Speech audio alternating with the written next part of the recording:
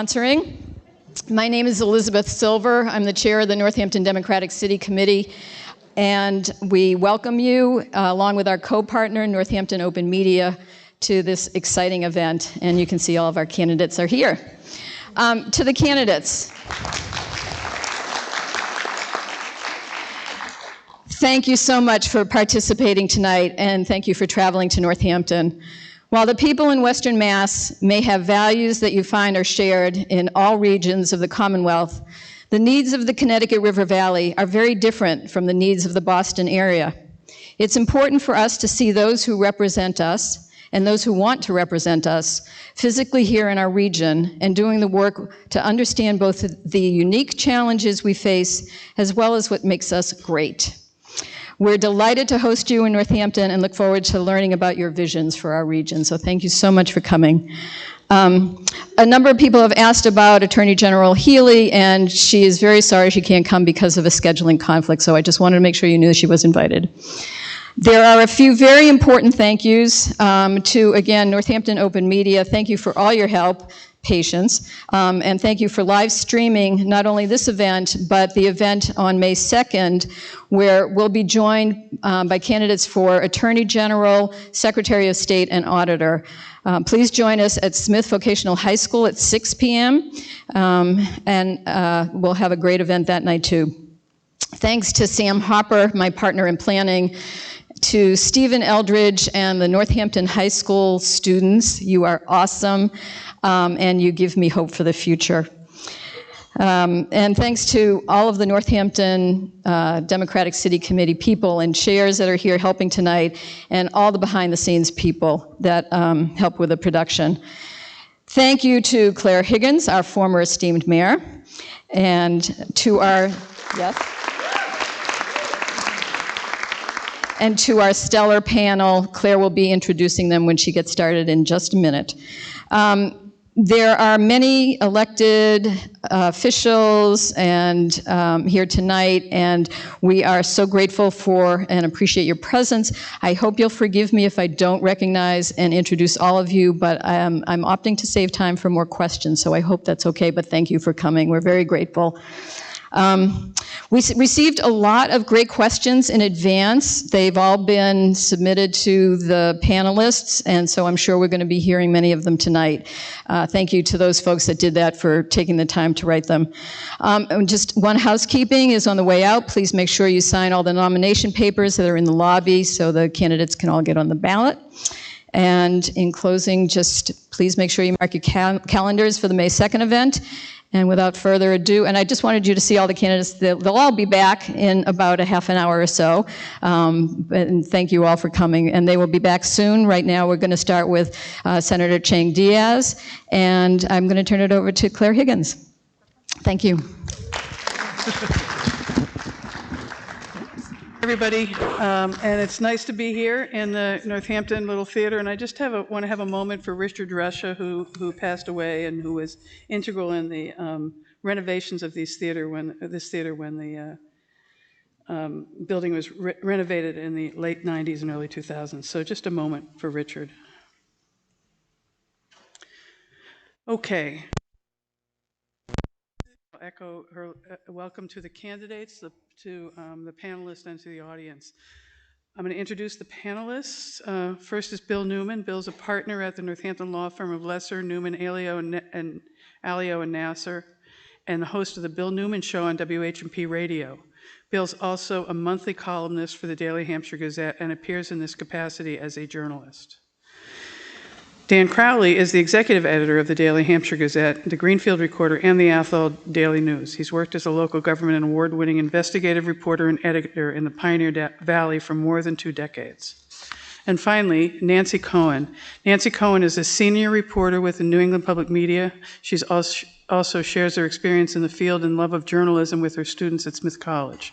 Previously, she served as the environmental reporter for WNPR in Connecticut and Midwestern editor at National Public Radio. She's won several journalism awards, but she's most proud of having a cow named after her by a Western Mass dairy farmer who she has written about.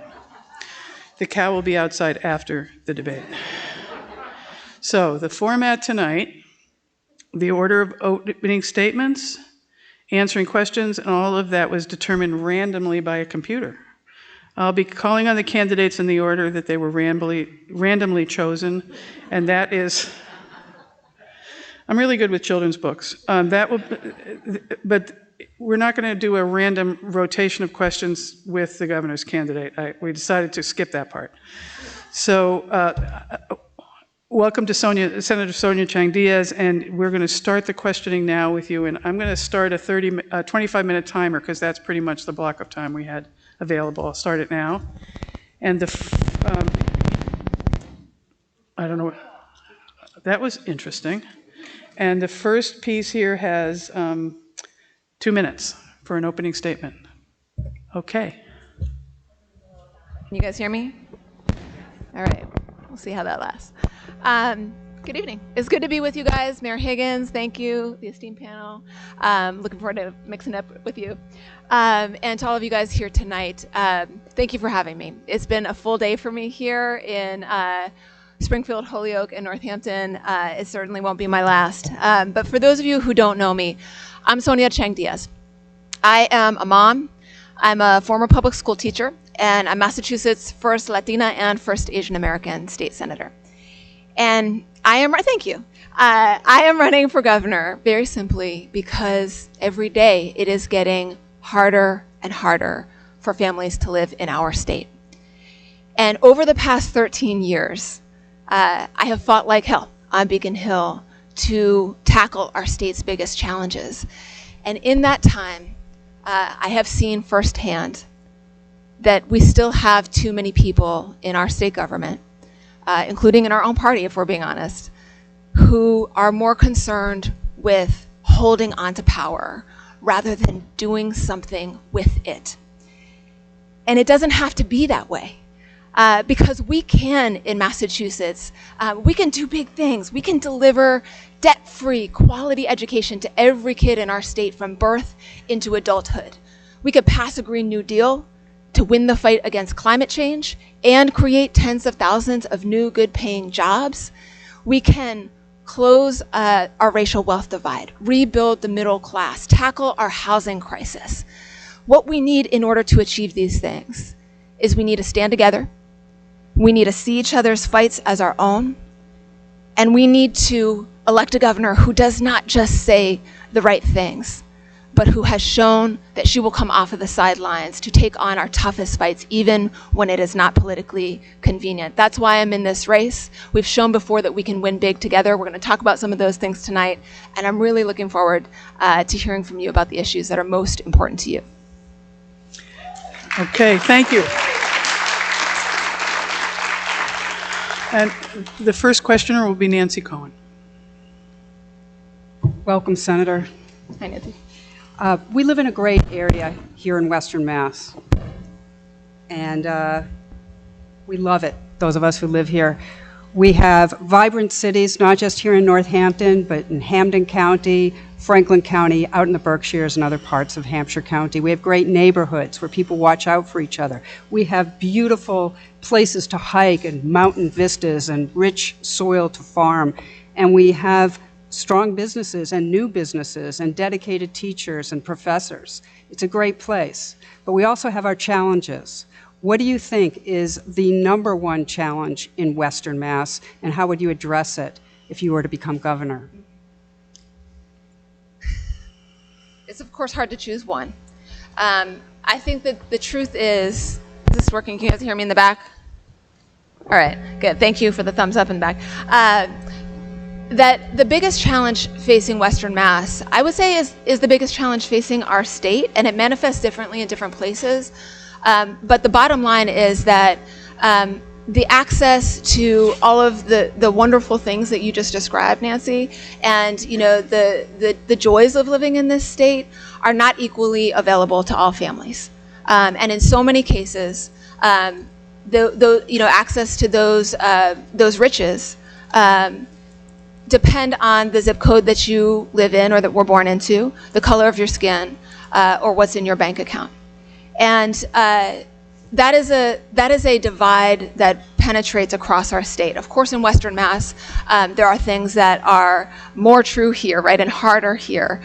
Transportation leaps to mind, as an obvious deficiency, right? That and I'll just jump right to the point, right to the meaty stuff. One of the things that you will find in the transportation plan that I've laid out on my website, you can visit it at soniachangdiaz.com, is East-West Rail, right? And that's, it's not a silver bullet, but it's a really obvious thing that we need to do. And that would open up access to so many of the economic opportunities, the educational opportunities, the wealth building opportunities in our state, and tackle the issue of climate action at the same time. So we need to invest in our transportation infrastructure through East-West Rail. We also need to do it through greater investment in our regional transit authorities, because it's great to bring people in and out of Springfield and Boston and the places in between, but there's also so much great wealth and creativity and assets in our regional economies that we could do better to enliven here in Massachusetts, and in Western Massachusetts in particular.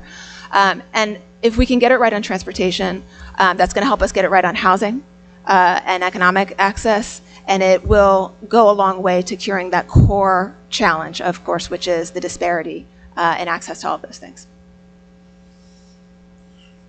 Okay, thank you. Trying to remember who goes next. I think it's Bill, right? I think so, Claire. Thank you. Okay. Senator, welcome. I pick you. I have a number of questions I'd like to ask you about education, public education in particular, and it's a little bit random which one to start with, but let me pose this to you. In 2016, as you know, there was an intense campaign involving Question 2 across Massachusetts, and intense here in Western Massachusetts, to be sure. And that, for those of our audience who don't recall, was a question about whether or not the number of charter schools would be increased, or whether the Department of Education, elementary and secondary education, would have the authority to increase the number of charter schools. I would like to know your position with regard to charter schools, and what changes, if anything, you think should be made and you would advocate for making with regard to how charter schools are funded. Absolutely. So, Bill, I do not support lifting the cap on charter schools. Charter schools had an appeal when they were first proposed, both in this country and in this state, of being laboratories for innovation. They have never lived up to that billing yet in Massachusetts, primarily because, and this is an issue I dwelled in deeply in 2016 and the years leading up to it. I chaired the education committee. Some of the gray hairs that I have, I've named charter schools. I have a few of those and I didn't share anything. But simply because we have never actually achieved an environment in our policy in Massachusetts where we hold charter schools to the same high standards that we demand and expect of our district schools in terms of the population of students that they are serving, both who comes in the door and who goes out the back door, and the conditions of funding and licensure.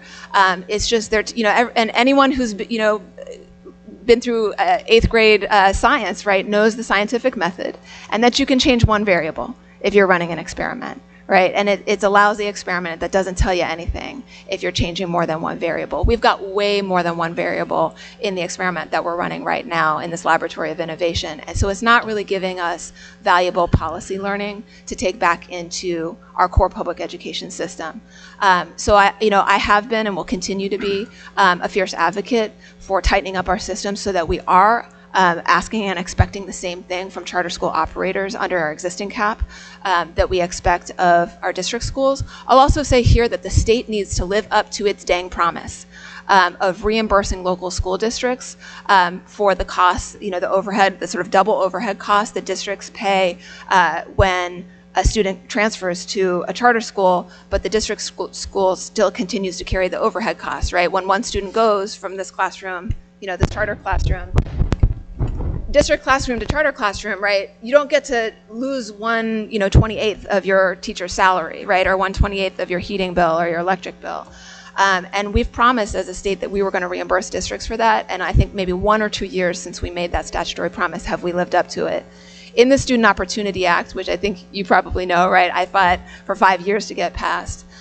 We recommitted ourselves as a state to that funding promise. And I've made an ironclad commitment on the campaign that as governor, I will veto any budget that does not fully live up to the funding schedule committed to in the Student Opportunity Act, including the charter reimbursement.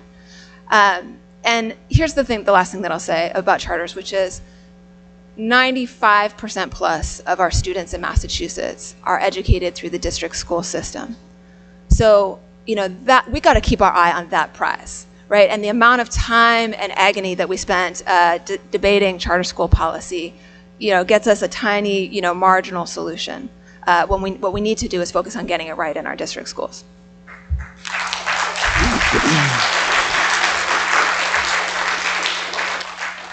Mr. Crowley. Thank you. Thank you, Senator, for being here, and to Northampton Open Media and the Democratic City Committee for inviting the Gazette here tonight. My first question is one came from the public. The U.S. Department of Veteran Affairs has recommended closing the VA Medical Center in Leeds here. Mm-hmm. It's one of the oldest VA medical centers in the country, if not the oldest.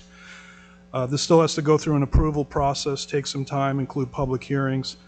As governor, how will you ensure that the VA remains strong here, and even if the VA Medical Center continues to, in that the VA Medical Center continues to serve our veterans, do you have any plans to make healthcare and mental health care more accessible to veterans and to people who need services but have few resources, including transportation to appointments? Yeah, absolutely. Oh, goodness. So, as governor, certainly I would not be abashed about using both the bully pulpit and the organizing platform to advocate, advocate with our federal delegation, advocate with the federal government, directly with the VA, and to work in partnership with the local delegation here, as I am sure Senator Vilas is already doing, on behalf of the VA, to fight hard to keep the VA open. I actually have a VA medical center in my Senate district. Also, and I remember it wasn't as drastic as a closure of the whole, the medical center, but there was a move a few years back to close one of the transportation lines, the bus line, that served, or rather the transit line that served, that went right up to the door of the VA Medical Center in Jamaica Plain. And I was very proud to fight together with the local delegation in Boston to make sure that we saved that transportation line, because of course, and it's so good, I'm glad you embedded that in your question, right? It's great to have the VA Medical Center, but if people can't get there, it's not able to achieve its full mission. So we got to push on the federal government to keep it open, right, to be there as a partner, but we, as a state and local communities, need to also be a full partner and making sure that we are funding, sustaining, expanding the transportation access so that our veterans can actually access the care that we fight hard to retain at the medical center. To your question about, was it mental and behavioral health services? Yeah, mental health care. Mental health care. So this is something that I visited one of your wonderful new healthcare providers here in Northampton, the Trans Health Center, earlier today, and was getting an earful from them about the still unreality in our state of mental health parity in insurance rates. And so this isn't, we've done this in statute. We've required insurers to pay equal rates for mental health care as for physical health care. But we see that the reality on the ground is still not lived up to that. So this is a tough and detailed nut to crack. We have to keep drilling down and finding out, what are the barriers? Why are providers still not getting those equal payments? And to keep doing the sort of unglamorous blocking and tackling of, taking down those barriers. I will say this is just one little piece of the puzzle. But one of the things that I have learned in recent years in my role as chair of the Cannabis Policy Committee in the legislature is that our veterans cannot get access to a medical cannabis card in Massachusetts because they are not allowed they can't get a prescription from their VA health provider. So we're working out ways to take down those barriers to allow our veterans to get access to a medical card without a prescription from the VA, so that they can access their health care at a medical price without the taxation of commercial marijuana use. Okay, Nancy, I think you have the next question. Senator, a recent legislative report found that the state needs $1.5 billion over time to build a strong child care infrastructure. House leaders are now proposing a budget with $110 million for early education and child care, and that would be just for one fiscal year.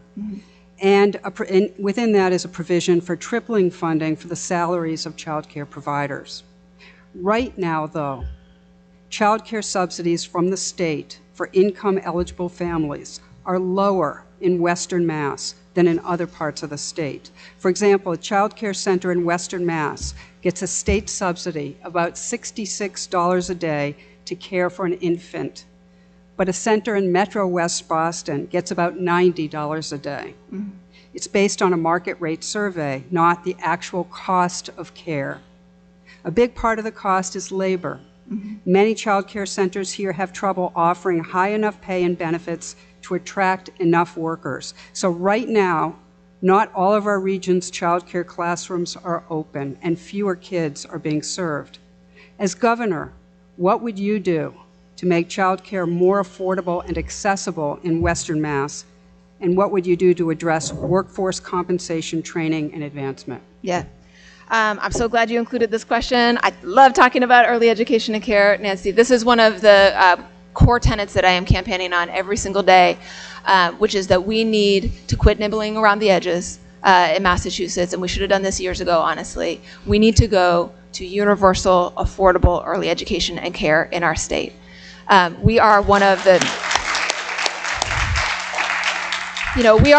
wealthiest states and one of the wealthiest countries in the world.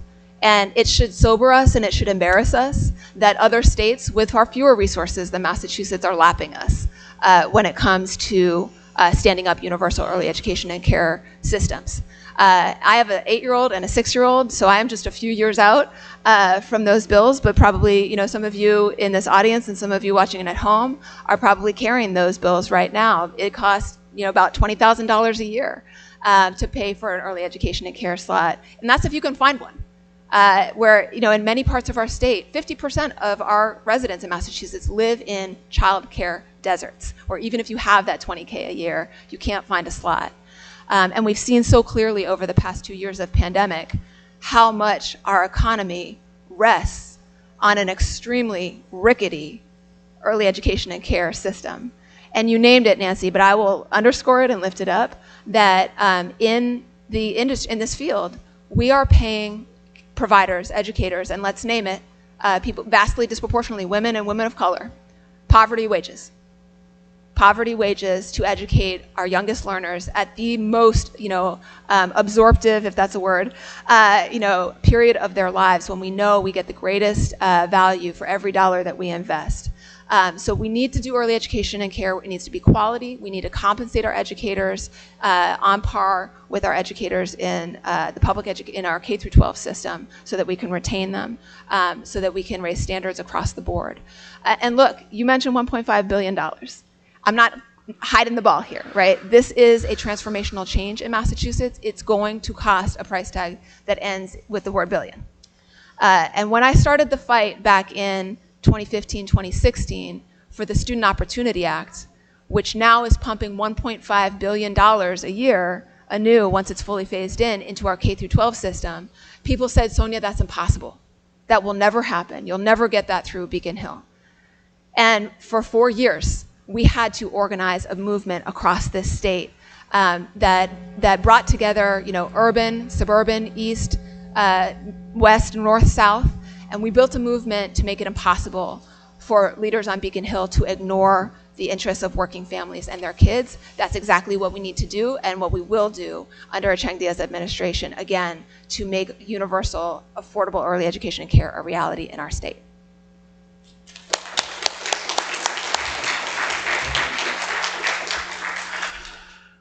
Mr. Newman.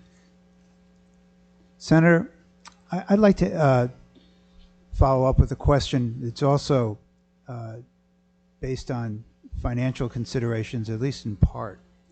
and that has to do with how money is being spent in the criminal justice system. The Department of Correction recently announced a plan to close the state prison, maximum security prison at Cedar Junction. I'd like to know whether you see the closing of this prison as having a beneficial financial effect on the Commonwealth, and if so, how you would reallocate those funds.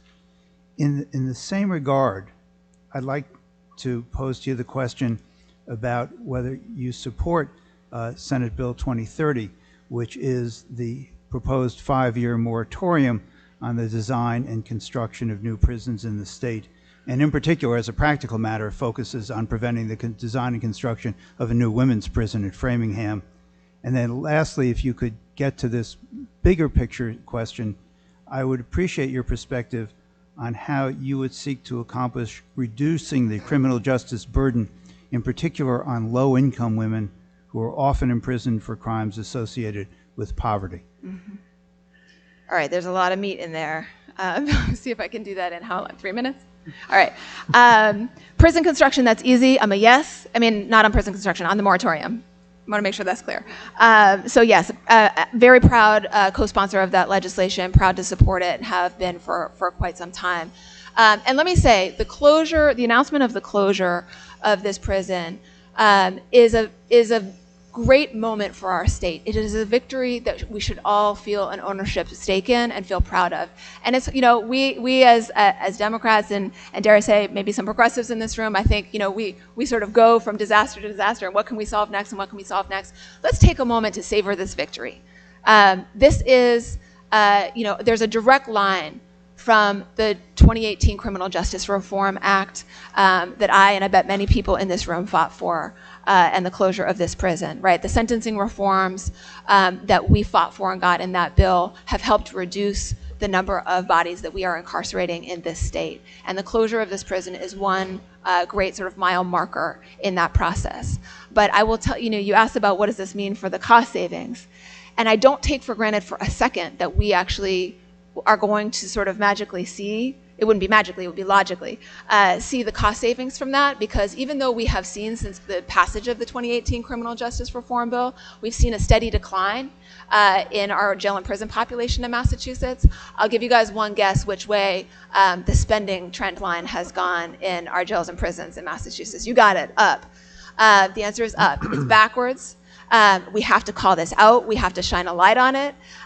There's a lot of better things like early education and care that we need to be spending money on in this state. And we need to get real and we need to get specific and intentional about pulling money out of our carceral system and getting into a virtuous cycle of reinvestment, prevention, and support in communities that have been over-policed and over-incarcerated for generations. That is exactly why I have filed for a number of years the Justice Reinvestment Act, which provides a mechanism to do exactly that, to require the Department of Corrections and our Executive Office of Public Safety to calculate how much money we are saving each year from the reduction in our jail and prison population, and to directly route half of that savings into a Justice Reinvestment Fund that's targeted to those communities that have been over-incarcerated, and that is governed by, those granting decisions have to be governed by people who come from the target communities. And that's just an example, it's a model of what you could expect to see under my governorship, is being really intentional about chasing down those dollars and reallocating them. I want to call out here, and I'll be short, that Representative Sabadosa, who I'm very proud to be endorsed by in this race. Thank you for sending her to the legislature. Rep. Sabadosa and I have teamed up on the ACES bill, which is another version of this, to make sure that we're investing money in civilian emergency responders, so that we can invest those dollars more effectively, more wisely for prevention and care rather than control and incarceration.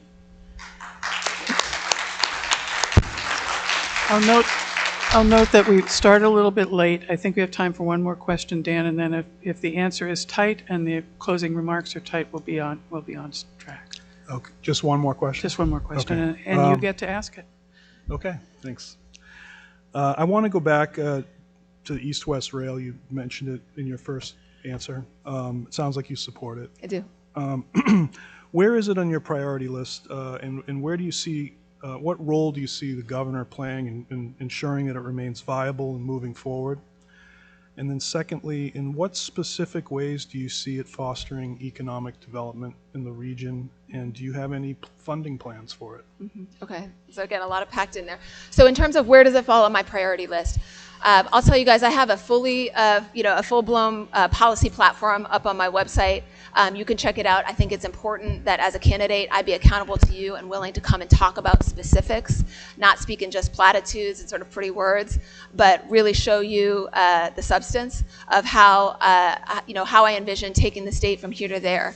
And the second full-scale policy plan that we released on my campaign. The first one was education, which in addition to universal early education and care, I want to mention also calls for debt-free public college in Massachusetts. The second plan was a climate action plan, and it is a Green New Deal for Massachusetts. And right there in that plan is a huge section on transportation in which we commit to East-West Rail. So it is high on my priority list because that is the second plan that we released on the campaign. In terms of how do I see it, connecting with economic opportunity and development? Was that the question, Dan? I mean, look, I think that's plain as day to you as well as me, right? When people can get to and from opportunities, we're going to have, a workforce that has more access to jobs and economic opportunities. We're going to have employers that are more willing to site, further west and in, more diverse regions of the state. We're going to have entrepreneurs, local businesses that can get their goods and their people to and from market more easily. So it's hard to overstate the economic impacts of investing in our transportation infrastructure. And then what will I do as governor, and what's the funding plan? I'll speak broadly about the transportation investments and the workforce investments that my Green New Deal calls for. We need to put a price on carbon in this state. We will not be able, and look, that's not the only thing we're going to do, right? We need to pass the Fair Share Amendment to make sure that we are asking for everyone in this state to pay for the things that we say we believe in and in a fair proportion to their capacity. So we need that Fair Share Amendment. We need to put a price on carbon because we will not be able to afford to hit the benchmarks we need to hit in time to avert climate disaster without a financing system on the front end, because it is going to require investment, and we need to speak honestly with people about that. So putting a price on carbon, and there's a lot of different ways to do that, but that's the fundamentals of how we're going to make these large-scale investments in our physical infrastructure and our human infrastructure to do things like East-West Rail. Thank you. So this is your moment to have a closing statement. I think we've given you 2 minutes. All right, for I'll try and be frugal. statement. So, look, we have talked about some pretty big, meaty issues that we need to tackle as a Commonwealth, and the change that we need to do in order to make this state work for all families. And I'm not going to lie to you guys. The work to deliver on those things is not always going to be easy. And in fact, mostly it's not going to be easy. It's going to be hard. But I know that these kinds of transformational changes are possible because I have lived transformational change like this. You can see it in the things that I have helped build and deliver over the past 13 years. You can see it in the coalition of parents and teachers and students and researchers and business leaders, north, south, east, west in this state, that we brought together to win the Student Opportunity Act. And you can see it in the outside-in organizing that made true criminal justice reform possible in 2018. You can see it in the police accountability law that protesters called us to in 2020. And you can see it in our historic transgender equal rights laws here in Massachusetts. The problem is, my friends, that these kinds of wins are still the exception rather than the rule. And I don't know about you guys, I know about you because you just clapped, but I don't know the rest. But I am tired of those things being the exception rather than the rule. We need to make audacious, root cause problem solving the rule. We are a state with more millionaires than 46 other states. We for damn sure can pass a millionaire's tax. And we can make universal early education and care, and debt-free college for every kid in Massachusetts a reality. We're a state that should be leading on voting rights and health equity and greening our energy use and building that 21st century transit system. We could close the racial wealth divide in this state, think about that, and solve our housing crisis. But we cannot do these things, they're not gonna be easy, they're not always gonna be comfortable, but this world is within reach. Don't let anyone tell you that it isn't. When it comes to winning real change for our state though, our biggest obstacles are not ones of natural resources or technology or know-how. Our biggest limiters are not even public opinion. Our biggest limiter is a lack of courage and urgency from our elected officials. If you want a governor who will stand up and show up for the things that she believes in and build effective coalitions that will put change in the end zone, this is the campaign for you. I did not get into this race because I thought it was going to be easy. And I didn't get into it because I saw a good career opportunity. I got into it because I have stood on the front lines with families across this state for my whole career. I know the urgency of this moment that we're living in. And I know the future that we can build together, and I'm asking you to come build it with me. You can sign up at soniachangdiaz.com. And please indulge me, I just got to give a shout out and love again to Rep. Sabadosa for her strong support in this race, school committee member Emily Seraphy Cox, Councilor Rachel Maori, Jamila Gore, Marissa Elkins, and Garrick Perry for their strong support. I hope you guys will become supporters too. Thank you so much.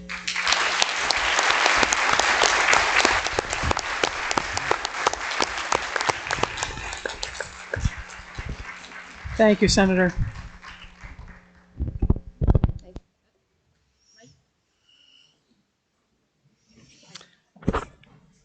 Thank you, Senator.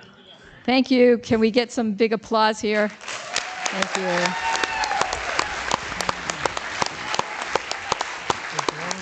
All right.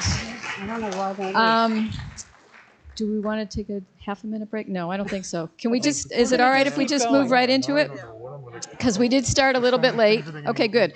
So now, without further ado, let's introduce the candidates for Lieutenant Governor. And they're going to actually introduce themselves, but come on in. So while they're finding their seats, I'll just note that it's a similar format. There will be opening statements from each of them, in an order that was untouched by human hands, done totally on the computer, so it's totally fair. And then they will each have an opening statement, and then the questions will rotate with our great panel of journalists from the Valley. So everybody's finding their spot. No, I'm still working, thanks. No, it's okay, thanks. Okay. All right, we're just waiting on you, Senator.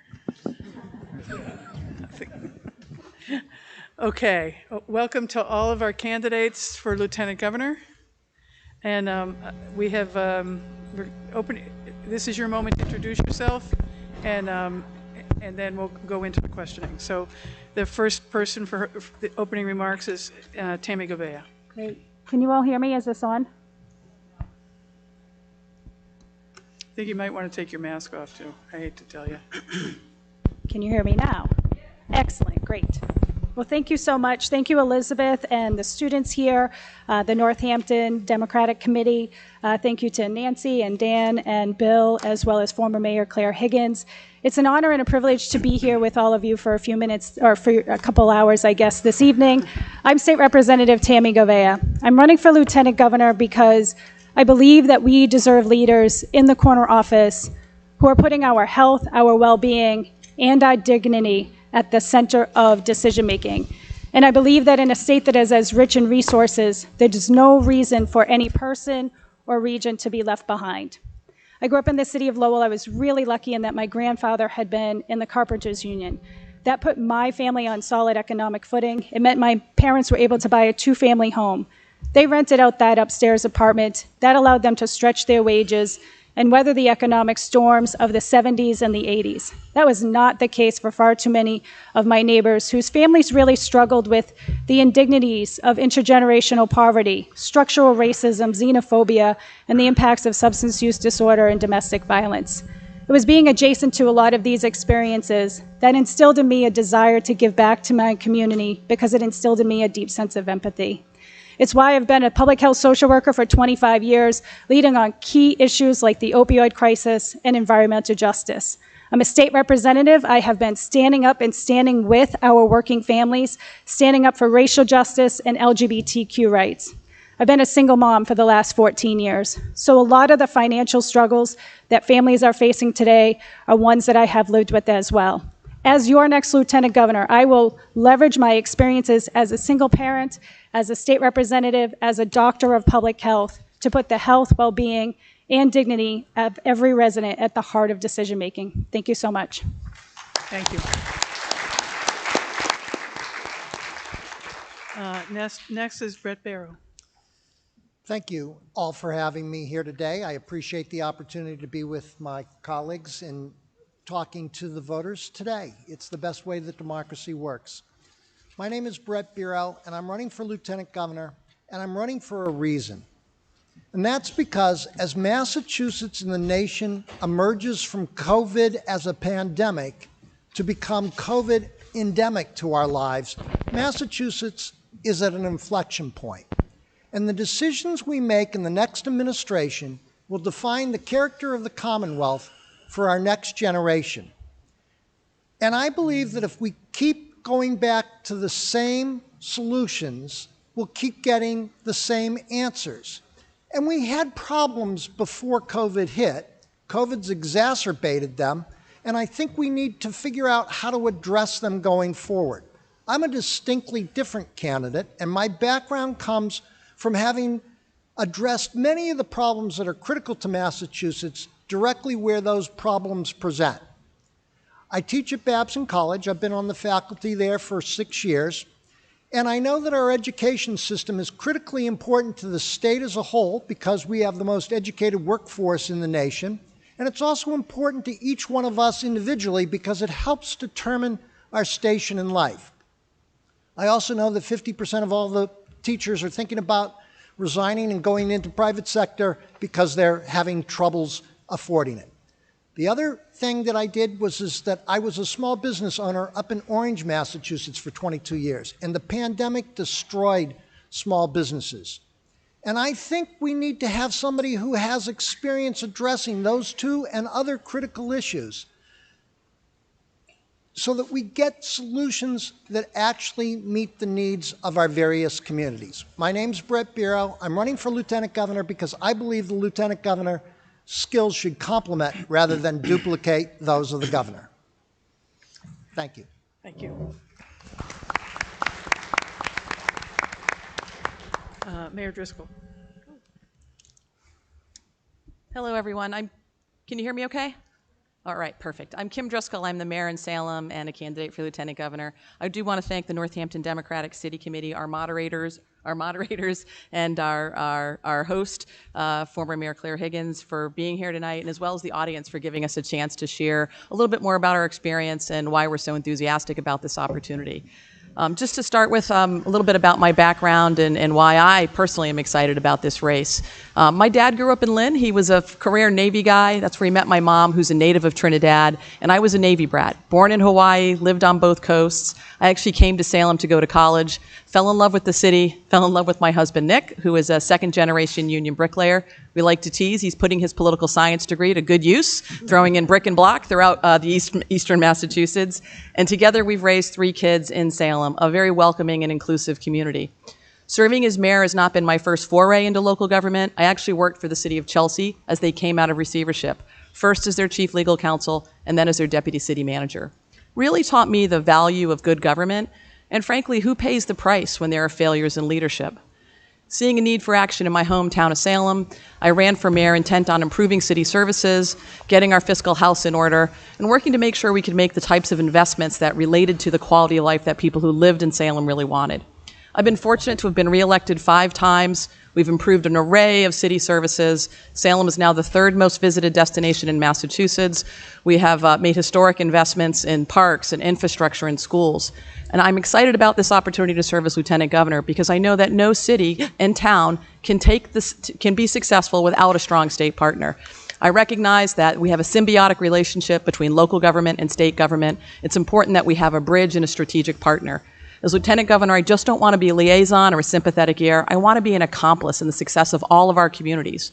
When our cities and towns are working and working well, our Commonwealth is thriving, and I think the Lieutenant Governor role can play a major opportunity to make sure that's happening. Thank you.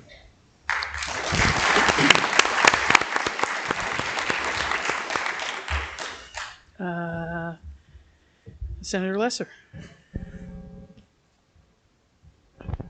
Thanks so much, Mayor Higgins. It's good to be. Thanks for letting a Longmeadow High grad into Northampton High School.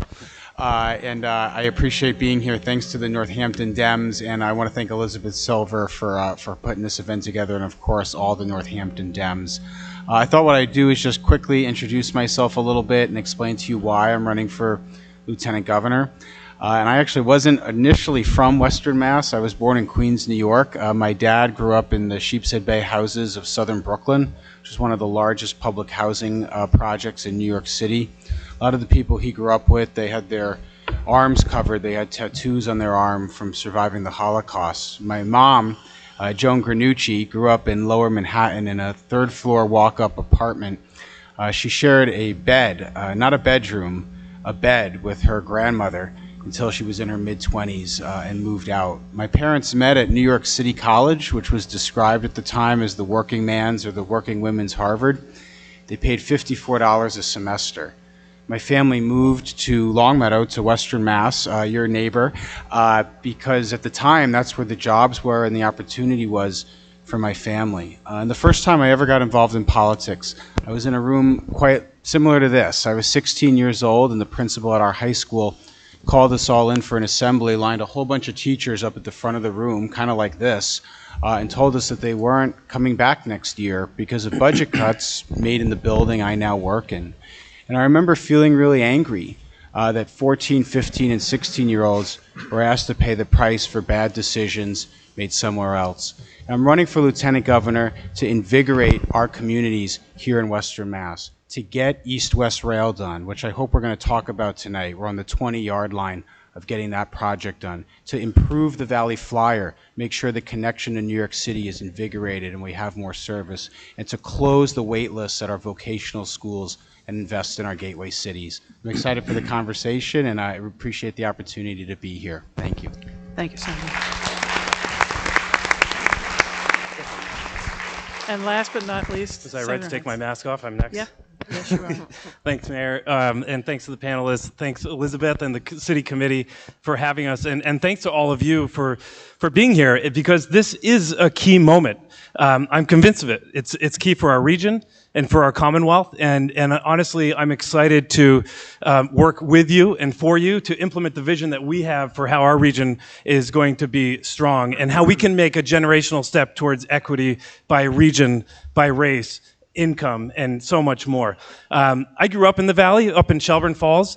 The woman who grew up across the street from me is in the audience. Hi, Nicole. And you know, I did spend time down here in Northampton actually going to playing on baseball teams here because you were so much better. But right now, I'm representing the 52 westernmost municipalities in the Commonwealth, from West Hampton and Williamsburg out to New York. Said another way, go to Bread Euphoria and you're in my district and you can go all the way to New York from there. And I joke about that, but imagine that. Imagine having that kind of democratic access to one of the highest offices in the land. Someone you know, someone who lives in your region, someone who is going to wake up every single day making sure that my own kid and all of our kids have every opportunity available to them. It's one of the reasons I'm incredibly honored to have the endorsements of all of our local champions, from Senator Comerford and Representative Sabadosa, former Mayor Narkowitz, and Representatives Dom and Blay, Mayor LaChapelle. You know, it's because we imagine the work they could do with a true champion in the Lieutenant Governor's role. It's got me excited. You know, when I was growing up here in nearby, my mom always said, look, I want to make sure you know there's more outside of this small town of Buckland. And then I worked for the UN for 10 years in the Middle East, in Iraq, Jerusalem, and Syria. And then she finally said, hey, enough is enough. You can come back here and start to raise a family or something. And so that's what I've done. My wife is currently a professor at Amherst College, and I'm so excited to get to work. You'll see in the conversation tonight that I've been focused on our region and equity, and I look forward to talking about the details. Thank you very much. So we're going to go into a set of questions, and each of our candidates have 2 minutes to answer these questions. So I'm going to suggest that you don't applaud. Okay? Or boo. No booing. Or either. boo. Yeah. Do nothing. And so that we can hear as much as we can from these candidates, some of whom have traveled a far way, and others who basically across the street. So I'm going to start the questioning with Nancy Cohen. A lot of people in the public, they don't really know what a lieutenant governor does. And in Massachusetts, we've had several periods when we haven't had one. Nothing terrible happened. Under Deval Patrick, Lieutenant Governor Timothy Murphy resigned midterm, leaving Patrick in the state without one. We didn't have one after Governor Paul Cellucci resigned in 2001 and Jane Swift became acting governor. And when John Kerry, who was the lieutenant governor under Dukakis, was elected to the U.S. Senate and he headed to D.C., his post was left empty. So there are other states that don't even have a lieutenant governor. I assume that each of you believes that we should have one. Why? And so I'm just going to note that the order now is Senator Hines first, followed by Mayor Driscoll, Brett Barrow, Representative Govea, and then Eric Lesser, Senator Lesser. Well, I think in ambiguity, there's opportunity. It's also notoriously undefined, even in the Constitution. And to me, I hope to bring my background in negotiation. I didn't get to it in my opening remarks, but I was involved in conflict negotiations in Iraq, Jerusalem, and Syria, and bringing that convening role to the lieutenant governor's position. I think you can be a true center of gravity for pushing the governor's agenda, and also for pushing our own priorities. And I would put in that list, for example, using the cabinet to promote racial equity. It's a powerful position to be able to say, you, housing secretary, what are you doing to close home ownership gaps by race? Madam Secretary of Education, what are you doing to close higher education gaps by race? And so I think that's one powerful thing. The second is you're chairing the Governor's Council, which has a distinctly judicial function. And I think this is an opportunity to go further on criminal justice reform. I'm hesitating how much to go into this, but we had a horrible incident in Pittsfield recently with a young man who was in a program that I started. After leaving the UN and coming back home, I started a program in Pittsfield for guys getting involved in violence. One of those guys was going through a mental health crisis and was shot by police. He was holding a knife that he was intending self-harm. That is a clear example of some of the changes that we need to take. I want to make sure, and making sure that someone like him has a civilian who they can call. And in many cases, he had someone to call in our program, and when he did, he's made it through his crisis. When he didn't, the wellness check happened, and we saw the result. It's a very clear way that we need to change our criminal justice system. I think in making sure you have, through the process of judicial appointments and other ways, through the Governor's Council, we can really be at the center of that process and understanding who these guys are going to be coming in front of when they go into the courtroom. Mayor Driscoll. Thanks for that question. And yes, I do believe the Lieutenant Governor's role is really critical to the Commonwealth's success. What we've seen from the last two administrations, the current one and the one prior, is Lieutenant Governor really took on a lead role working with cities and towns, being that conduit for information, for communication. As mayor, I've been on the front lines, leading COVID response and recovery, addressing our community's housing needs, working to address climate change in Salem and our region, thinking about how we can strengthen public schools. I chair the Salem School Committee. Working on infrastructure projects, we're putting together budgets, working with people arm in arm to operationalize a plan. I think the Lieutenant Governor's role is to work closely with cities and towns, our municipal leaders, where we know there's so much innovation, there's so much good work going on, but oftentimes you lack that close relationship with either resources or technical assistance to actually get the job done in terms of impacting favorably the quality of life, the economic prosperities that exist within our communities. Let's face it, being governor is a big job. There is a lot to tackle. Having a second that is a trusted confidant that not only is chairing the local government advisory council and the governor's council, but is working hand in hand with our 351 cities and towns to understand what their needs are, to better prepare the state and be a bridge for resources. As we enter this next phase of the pandemic, I don't think we're going back to the way things were. We're going to have an opportunity to operationalize new plans, to think more deeply about how we can address the needs of every corner of this Commonwealth, including the Rural Rescue Plan that talks about the needs of Western Mass and our rural communities.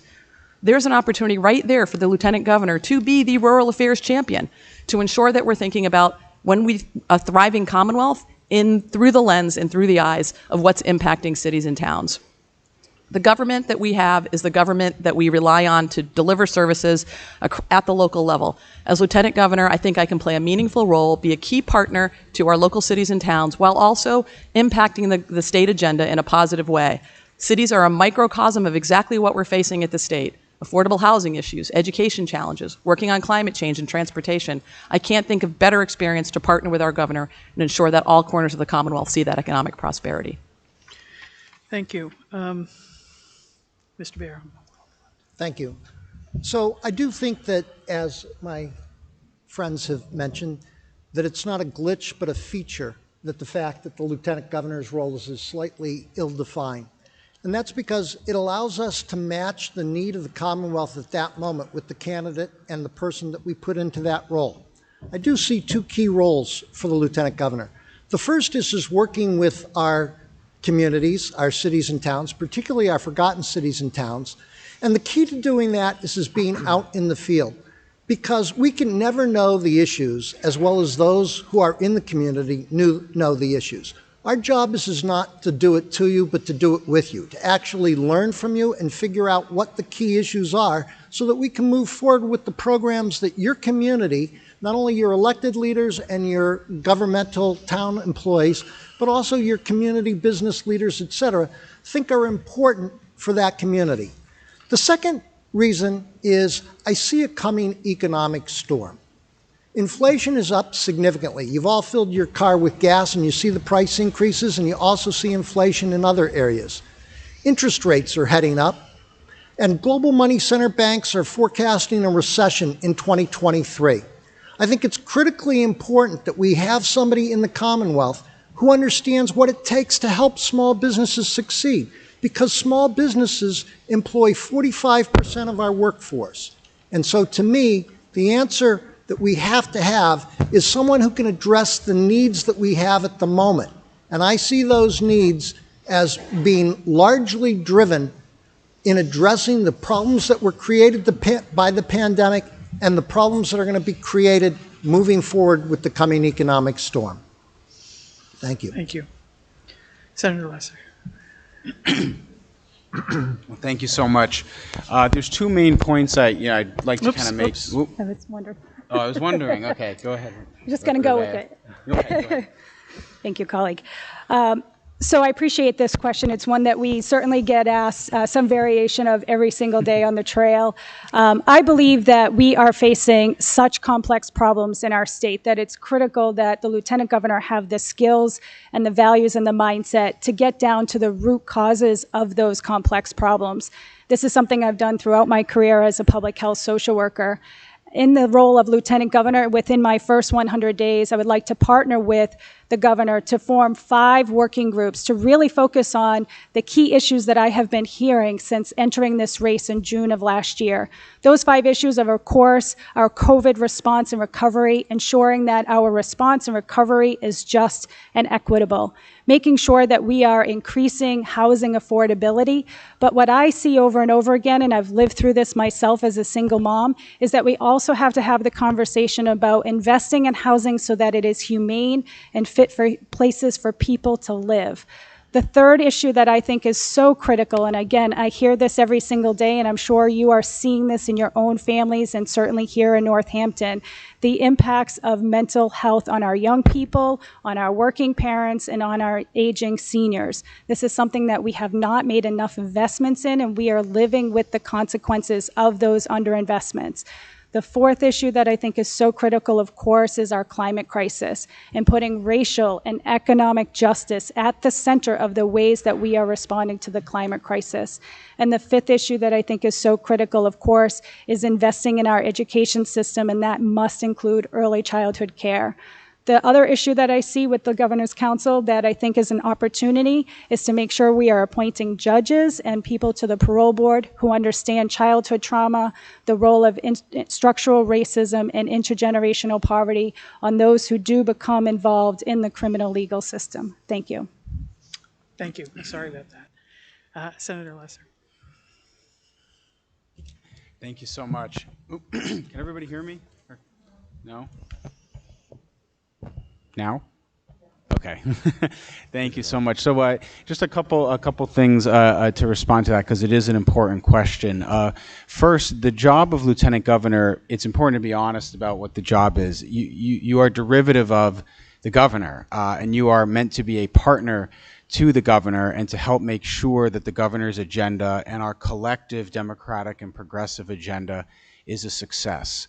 And I think the set of skills I bring to the table will make me the right partner to our next governor. It's very important in a state where the economic, political, population center is concentrated in one place to have geographic perspective, to have that perspective of Western Mass. You've seen the transformative impact in Worcester of having two successive two-term lieutenant governors from Worcester County and the work that's happened there.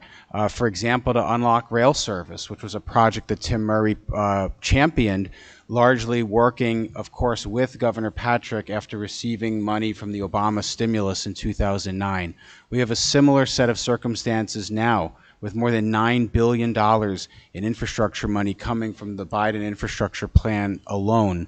I think the high-level federal experience I have, having worked for President Obama for 4 years, working as the assistant to David Axelrod in the first 2 years of the Obama administration, are going to make me that partner to help bring that federal money back and get the shovels into the ground. And the final point I just want to make is about the Governor's Council, which is a very important and very specific constitutional obligation of the Lieutenant Governor. I'm the Vice Chair of the Senate's Judiciary Committee. I was the co-author, and I worked with Bill on this legislation to do police reform last year after the murder of George Floyd, and mandatory minimum reform, wiping away most nonviolent drug possession mandatory minimums in 2018. And I worked on 2 Supreme Court nominations when I worked for President Obama, for Sonia Sotomayor and for Elena Kagan. So I think I offer the right perspective to be of use to the governor in chairing the Governor's Council.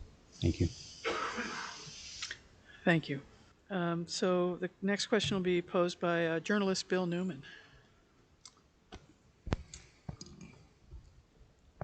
As Senator Hines just pointed out, recently in Pittsfield, a young man, age 22, was shot and killed by the police. Also recently in Springfield, another young man, age 23, was shot and killed by the police. I'm not asking you to make a judgment here tonight on either of those specific incidents or response, unless you care to. But I do wish to pose a question regarding the larger issue of alternatives to armed police response to 911 calls. This issue has received the focus and attention of local governments throughout Western Massachusetts, cities and towns. Some of those programs are based on an unarmed civilian response model. Others utilize a dual response or hybrid model. My question, or related questions, are what role do you believe the state should play in creating and implementing such programs and establishing standards and best practices? Do you envision the necessity for legislation? And have you been advocating on behalf of the ACES Act, which Senator Chang Diaz referenced earlier in this program? The first person to answer this question is Mayor Driscoll. Thank you very much for that question, and I think we're at a point in time in our Commonwealth where these are exactly the questions we need to be asking folks who are running for office. I can talk to you a little bit about my experience in Salem and why I think it's really critical that we think about how our police departments can embed mental health services, whether it's through an unarmed response unit or embedding mental health clinicians within their various police departments. In Salem, we were early adopters of that model and now have 2 full-time mental health clinicians working with our police department. That's invaluable for 2 reasons. One, the training that goes in day to day, the additional training we're able to provide for our police officers on how to address the mental health needs of our constituents. And I should point out that Salem is a gateway city, very diverse population. We have a homeless shelter, we have a day center. We work really hard to ensure the most vulnerable members of our community feel supported, respected, and have the services that they need. But there are times when a 911 call goes out, and we want to make sure our police officers that are responding are trained and have an adequate way of addressing the needs of this vulnerable population. In my estimation, working closely with local leaders who are interested in pilot programs. I know right next door in our city of Lynn, they are looking at an unarmed response unit. There are a number of demonstration projects that I think the state could help fund when there are willing partners. That includes both the municipality, nonprofit partners to work with them to ensure that we're thinking about a response that's going to be timely and meet the needs of the community. I do feel like the recent criminal justice reform post bill provides an opportunity for us to deliver more accountability within our local law enforcement departments, ensuring that they not only have the adequate training, but the accountability when something goes wrong to make sure that we're not only aware of it and tracking that, but understanding what we can do to prevent it and hold the particular individuals responsible for it as we move forward. In this role as Lieutenant Governor, I'd love to work with communities who are interested in that innovation, bringing those efforts to bear. And I think you can really be a convener. Where are those key partners? It's important that you're working with individuals and organizations that want to do this effort and have the expertise and abilities to do so. Mr. Barrow. Thank you. As somebody who served on the board of one of the leading addiction and trauma recovery centers, I think the important question to ask first is, why does the situation occur? Why does the person need help? Often it's because of trauma that that individual is going through. What they don't need at that moment in time is an armed response. Even a response from police when they're not presenting with weapons. What they need is compassion and help, because it is a mental problem, a mental challenge they're having at that moment, or a trauma that they're having. And so you have to look at first, why is it occurring? And then how well have we trained the responders to deal with that situation? We appropriately train the police to respond to the traditional challenges that police have had to respond to. We haven't provided enough training for responders to mental health problems. And in fact, I'm not sure that that's what we want to train the police for. I think that we should have, in the case of nonviolent trauma, we should have response teams that include more than just the police, so that the people can be talked off the ledge and be given the help that they need. It's always a tragedy when somebody calls the police and the result is that they lose their loved one. It leads to a case where they stop calling the police because they need their loved ones to survive. So I think we have to look at how we do this, and then I think we have to look broader to the question of, well, why is the trauma presenting, and get those people help before the situation presents. Obviously easier said than done, but it gets to the larger challenge of how do we promote our communities and safety within the communities. Thank you. Representative Govea. Great, thank you for the question. And sorry for the tragedies that continue to happen because of the over-policing of a lot of our communities of color specifically. I believe that every resident in our state deserves to live in a thriving, flourishing, and safe neighborhood and safe communities, regardless of your zip code. I do recognize that there is a need for greater investment in our mental health care system. We know that our schools, our police departments, our hospitals are all clamoring for more social workers, more mental health care workers. So we have to really take a deep look at making those investments to also support these efforts that I know Rep. Savadosa, who's here with us, also co-filed the ACEs bill. It is something that I have supported in written letters in support of as well, because I do believe that it's important that we have appropriate response to the challenges that some of our families are facing every single day, and police are not the appropriate response. Whether you're talking about a child with autism, or you're talking about someone with mental health issues, or you're talking about even a senior with dementia and who might be wandering around. So I think it's critical that we acknowledge that there are other systems that are also impacting what's happening on the ground, with police being called to respond. The police reform legislation that we passed last session was a really important first step, but we have to acknowledge that racism persists here in our state. Classism persists here in our state. We have to get a handle on those issues, as they also relate to the over-policing and over-incarceration of particularly black men, black and brown men and immigrants in our communities. I believe that we need to have greater investments in things like Medicare for all, investments in jobs, educational opportunities, and making sure that people have access to the resources that they need to get through the day, including having their physiological needs met, like housing and nutritious food. So we have to really have a big mindset towards solving this problem. It's not just one area, it's really complex, and that's why I've supported the ACES bill, and will support other measures to make those critical investments. Thank you. Senator Lesser. Well, thank you for the question, Bill, and I want to be careful to answer the specific question you asked, because it's a big, obviously a very big topic. So, on the topic of trained, essentially creating an unarmed response, or more of a social service response to police calls and to 911 calls and to general kind of engagements and to other distress calls. I know Northampton's been working on this and has been working to set up programs here. I've been an advocate and have fought for funding for those communities to do that work, and will continue to in the budget that's coming up that the House is going to be doing in a few weeks and the Senate's going to be doing in May. I was a co-author of the post bill that was mentioned, and worked closely with the ACLU, including the ACLU of Western Mass, on those issues. And I've been very involved in the response to the Springfield DOJ report and to the work to do to reform the police department in Springfield, but frankly not only in Springfield, in all of our communities across the Commonwealth. And here's specifically where I think a lieutenant governor can play a very important role. Aside from the governor, the lieutenant governor is really the only person in state government that can work across disciplines to convene and bring various people and various stakeholders together. And that is really at the heart of what this issue is about.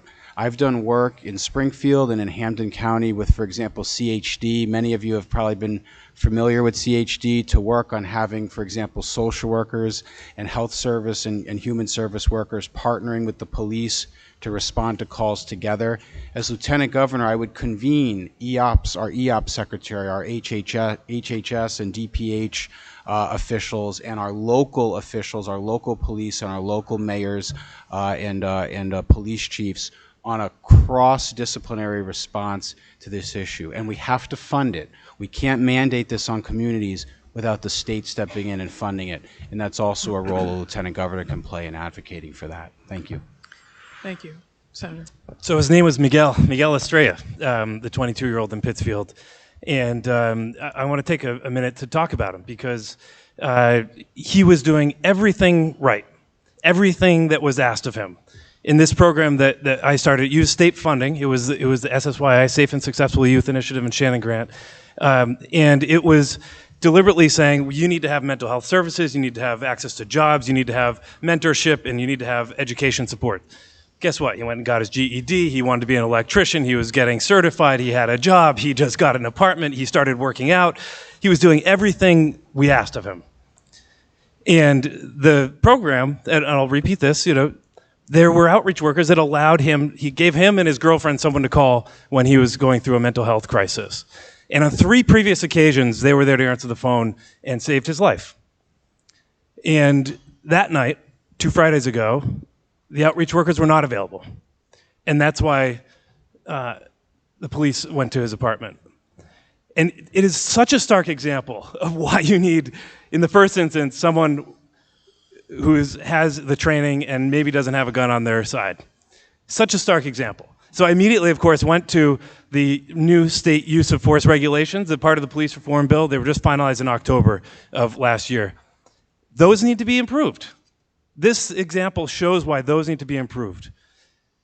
It also points to the fact that the use and availability, God, I'm going on way too long. Use and availability of non-lethal tools need to be made available. That's clearly one area where the state can provide funding. I definitely support ACEs. I'm a co-sponsor. It's a clear example. I love what Northampton and Amherst are doing to make sure that it's not a co-responder, but it's a separate response. When you call 911, they can make the choice. That's an important piece here. I'll end right there. Thanks. Thank you. We could probably go on for a while on this topic. Yeah. Mr. Crowley. Thank you. We've had a number of questions about climate change from the public, too many to ask tonight, but I just want to give you a flavor of some of them. What plans do you have for allowing forests, farms, and wetlands to store carbon and help meet the state's net zero emissions goal? Would you support a call for an end to logging on public lands as a response to the climate crisis? Are you committed to halting all new fossil fuel infrastructure, including natural gas pipelines and gas-generated peaker plants? Given all those, what is your position on fossil fuel infrastructure and meeting the state's energy needs? And secondly, can you talk a little bit about any work you've done to address the climate crisis? And we're starting with you. Thank you. So when I go out on the campaign trail and I talk to people, everybody under 30 will tell you that climate change is the existential issue for them. They recognize that the planet cannot go on. You just look at the news every day and you can see that our dependence on fossil fuels is having a significant and adverse impact on the planet. So we have to get off fossil fuels. We have to get off fossil fuels. We know that the leading cause of climate change in Massachusetts is transportation. We know that there's a whole bunch of policies, including some that are spearheaded by Senator Lesser on East-West Rail, for example, that would help address that. It's not just East-West Rail. Regional transportation, public transportation in general is critical. On top of that, we have to then get electronic vehicles out there. There's 38,000 electronic vehicles in the Commonwealth. Mine's in the parking lot. If we're going to lead on climate change, then each of us has to do our own part to do something. And sometimes that's going to cost us more money, but we cannot wait because it is an investment, not an expense. It is an investment in our future. Offshore wind and alternative energies are a great opportunity for Massachusetts to become a leader in this climate change battle and in the alternative energy sector. We need to do more because we can't wait. It truly is an existential issue. And so the issue for me is both from a state level, what are we going to do? How do we hold people accountable? I served on the board of the largest environmental testing company in North America, and we held BP responsible for the Deepwater Horizon oil spill.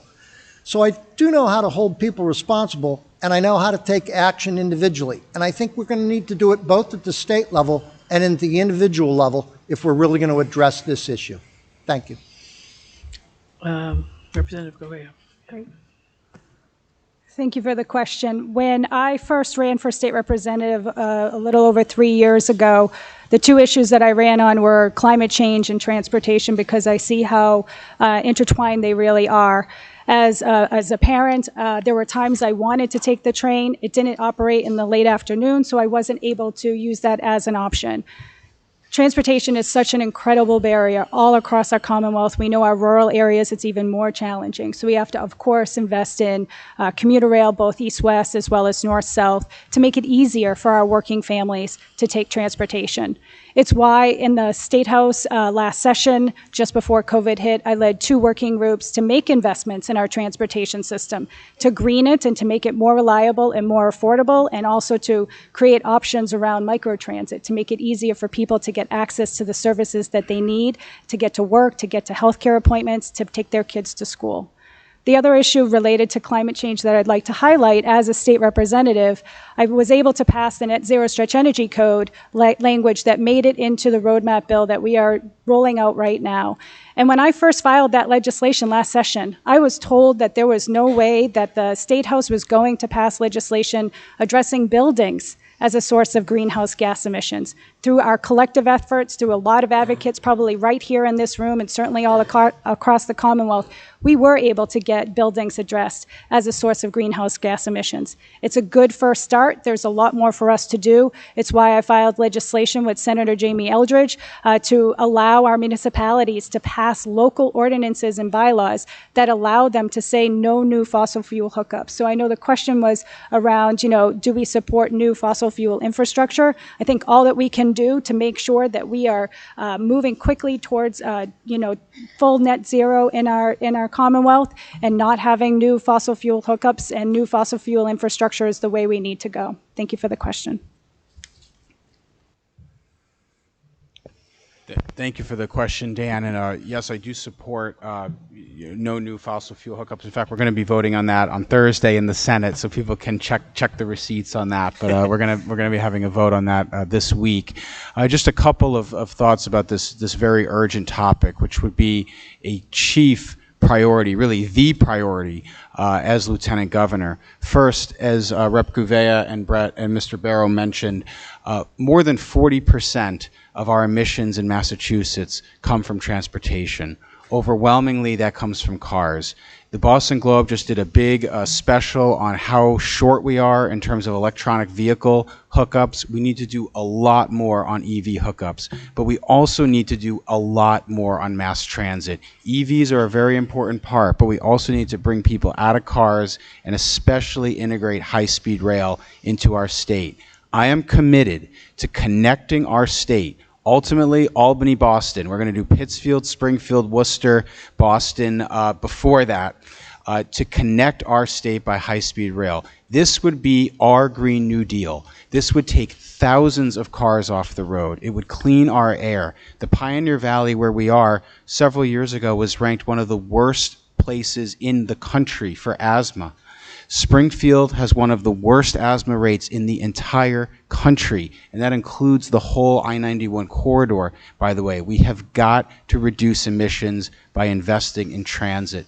The final thing I just want to bring up, which often doesn't get discussed, and I know we're short on time, is the component of voc ed and the trades. We don't have nearly enough electricians, carpenters, HVAC technicians, metal workers to build the wind turbines, install the solar panels, to do the energy retrofits that we need. So we need to close the wait list at our voc schools, invest in the trades, and make sure that we're producing a workforce that's paid well to do this work. That's going to be the key for us to getting this done. I think I'd have the sequence down by now, but hey.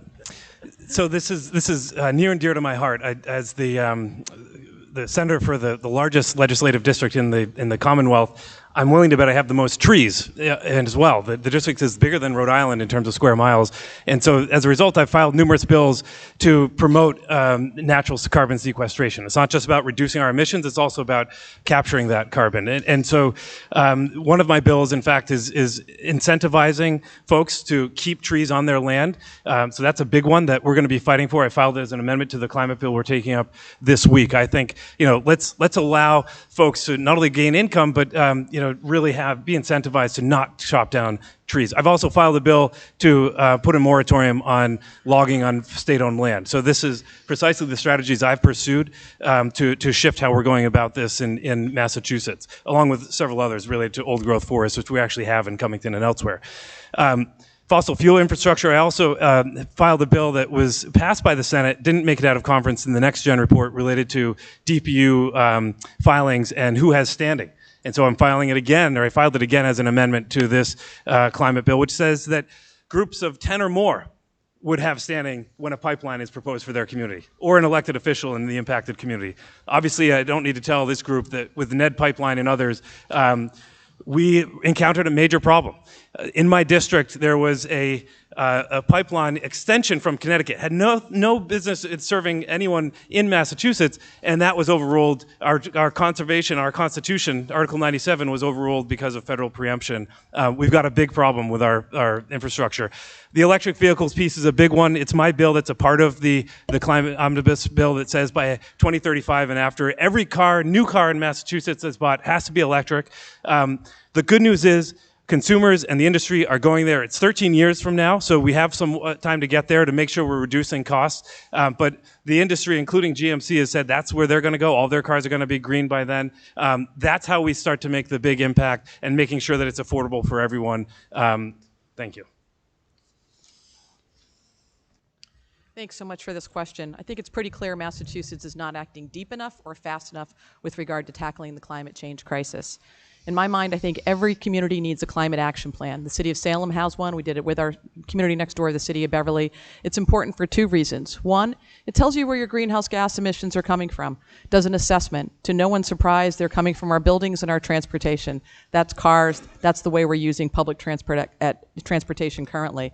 It also provides a to-do list, a real action plan, policy initiatives you can take, net zero building, green building ordinances, adaptation measures, mitigation measures. It happens on the ground. We are not going to tackle the climate change crisis in Massachusetts without actions in cities and towns, and every city and town needs their own climate action plan, working in concert with the state government, both with policies and resources. Some of the things that we're doing in my community that I think can be emulated in lots of places. Salem, we're 8 square miles. We want to be a car light or a car optional place.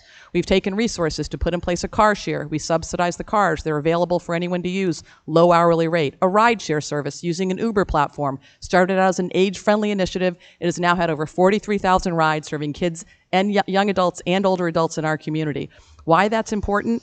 Most of us are going to outlive our ability to drive. We need other ways to get around. As much as we love public transportation, Salem has the busiest commuter rail stop in the system, #1 in ridership.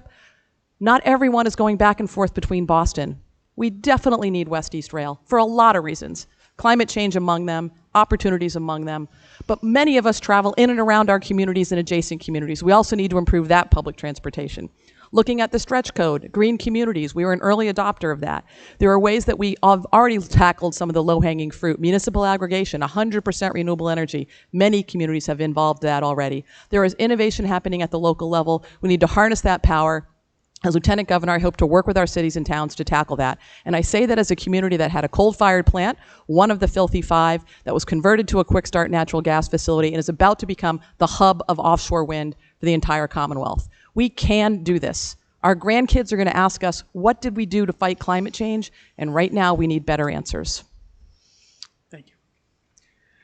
So I think we're back to you, Nancy Cohen.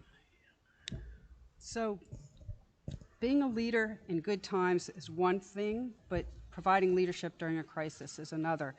Past 2 years, our public school teachers, students, and their parents have gone through a lot. It's been tough. Thinking about today, if you were Lieutenant Governor today, right now, are there policies related to COVID-19 that you would initiate or support in our public schools this year? COVID isn't gone yet. In fact, this month, there is an elementary school in Franklin County that has had a big outbreak, and they've had to respond to it locally. Who should make decisions about safety measures in the schools when things are okay or when there's an outbreak?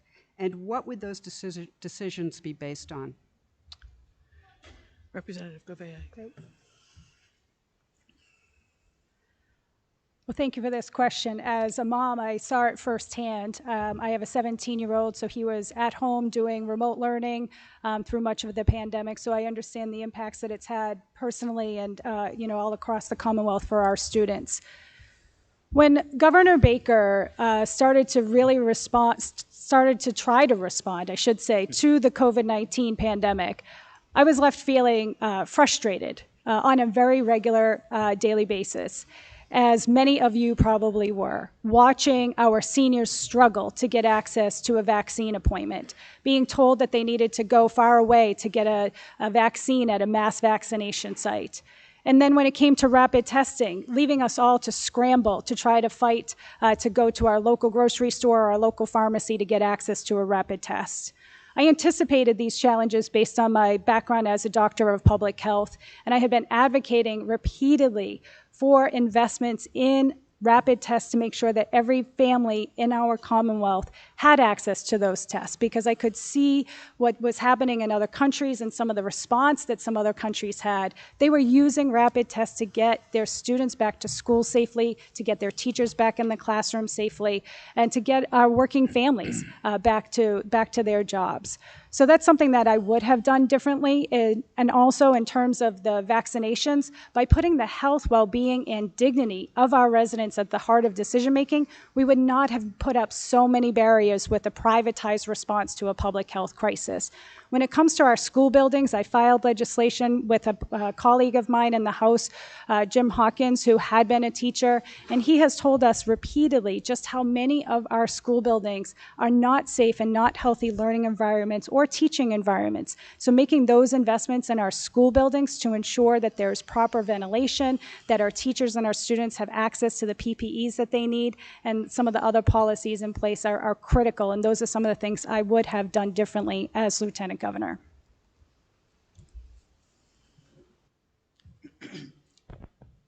Thank you very much, Nancy, for this question. It's an urgent question, and I appreciate actually you reminding, I don't think we necessarily need a reminder, but the general society about the fact that COVID is not over, and in fact the numbers are showing an uptick in our state. The Deer Island data, for example, which has been a leading indicator for the state, has shown an uptick in the last few weeks, and we've seen in other regions and also internationally that there is an uptick. So I want to answer this question in two parts. One is the virus itself, and then second, I want to talk about this kind of wraparound supports we really need to surge to our schools right now.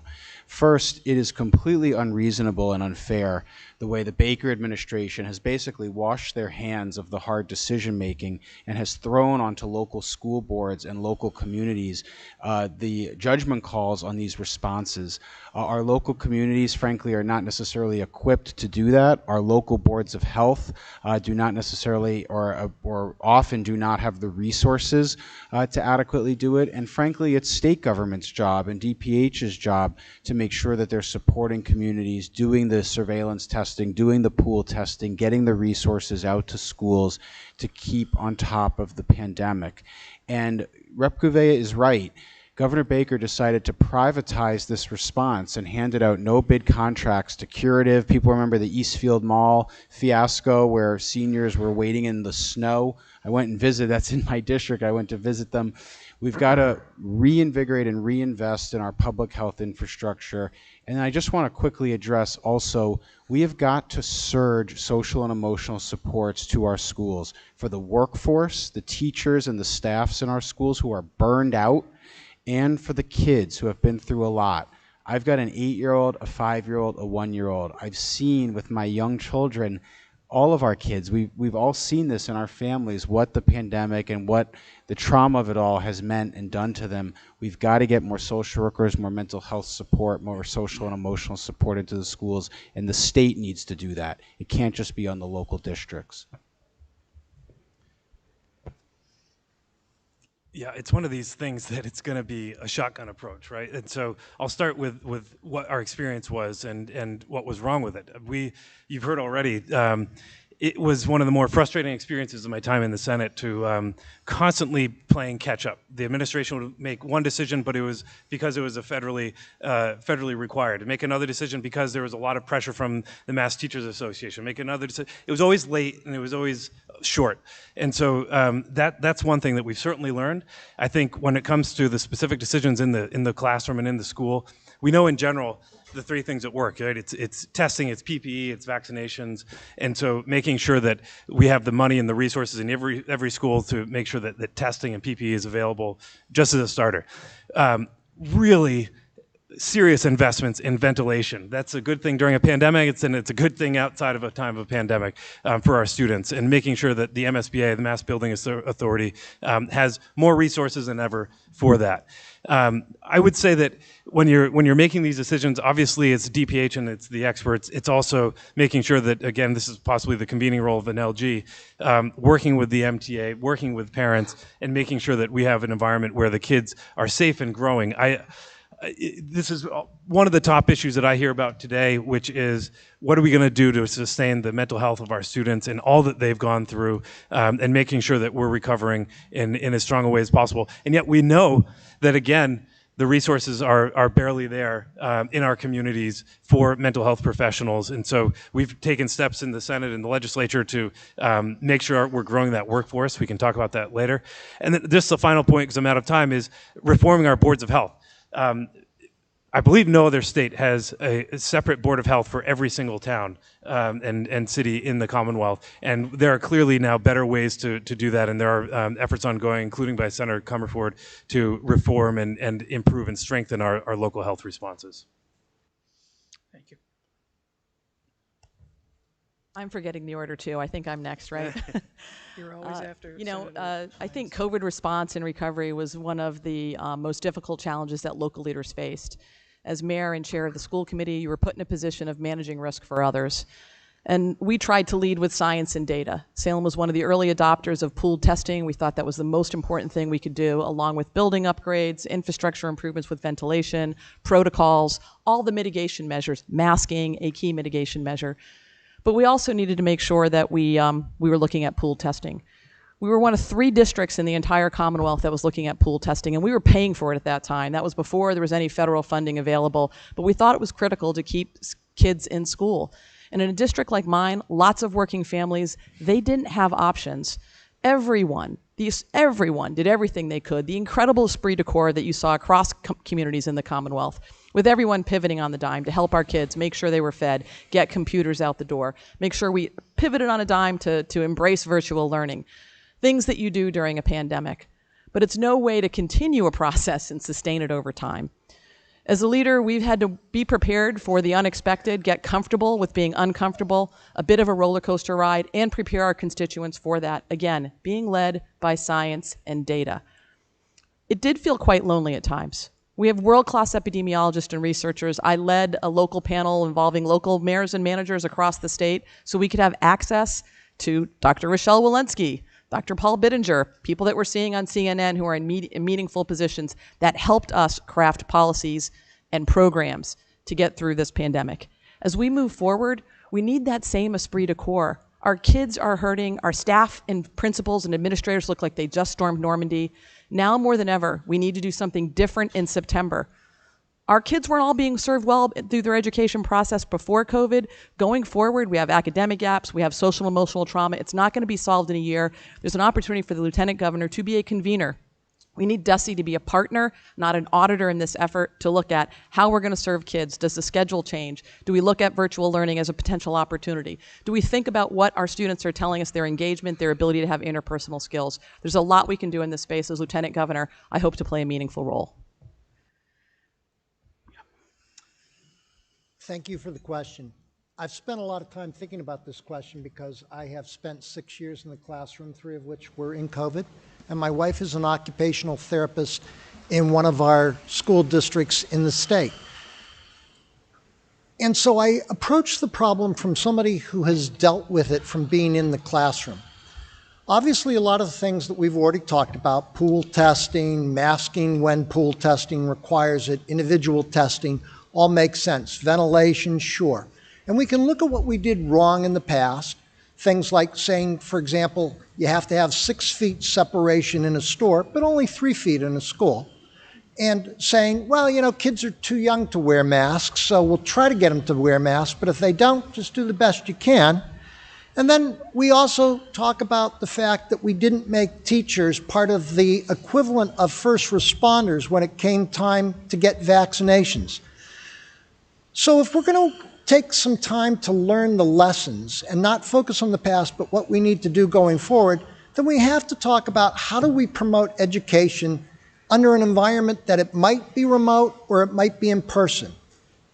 I watched my wife try to work with students that were on individual education plans in the special education field, trying to help them learn via Zoom.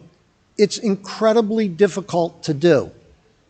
She went out and bought some of the materials herself because she couldn't get access to them. She needed to get a camera to make it work for them. We don't really provide enough support for the teachers because we don't ask the teachers, what do you need to be successful? Teaching is a calling. It's not just a profession, and we need to invest more in it. And we need to understand that right now we're at danger of losing 50% of our teachers to other careers because they're burned out. And so we need to do a better job at doing things like providing substitute teachers to help them when they are sick themselves. In a nutshell, education is our future. We need to invest in it. We need to learn the lessons. And the key thing is we need to ask the teachers what needs to be done. So we had hoped to end around 8:40. I think I'm going to try to have these next two questions and then wrap up with the closing remarks. We'll run a little bit late, but we started a little bit late. Okay? So the next question goes to Mr. Newman, and the first person to answer is Senator Lesser. So I'd like to just turn the kaleidoscope a bit on some of the words that you all used to answer the last question from Nancy Cohen. Schools, testing, investments, learning, data, classrooms, teachers, lessons. And I want to ask a question about high-stakes testing and specifically MCAS, which have been subject, of course, to intense debate for many years. And what I would like to know is your position with regard to MCAS and high-stakes testing. And if not MCAS, then what do you believe should be the metric for ensuring the effectiveness of our schools? Well, thank you very much for that question, Bill. Ironically, my daughter just took MCAS last week, so timely question. So I've been a supporter consistently in the legislature of the moratorium language to pause, moratorium legislation to pause high-stake testing in our Commonwealth. Look, I think our Commonwealth has gotten way out of balance in terms of how we structure our schools. We, of course, need standards. We, of course, want to make sure that our kids are learning and are staying on track. But it's got to be in balance, and we've lost the balance in our schools. A couple of things I've been particularly passionate about that I think our K-12 system has fallen short on is, for example, teaching civics. We champion legislation, and the legislators at this table all supported this legislation that I co-authored with Harriet Chandler from Worcester to bring civics back, including a volunteer program and an in-person kind of community service element to our school curriculums that used to be in school curriculums and got pushed out as a result of MCAS. Another thing that I'm very passionate about, I think we need to do a much better job on, is the trades, vocational education, and apprenticeships in our schools. We have shortages, dramatic shortages, and these jobs pay very well. We're in the Pioneer Valley, which is one of the global centers for precision machining, just as an example. Up and down the Connecticut River, we have iconic precision machining manufacturers. These jobs pay $30, $35, $40 an hour to start.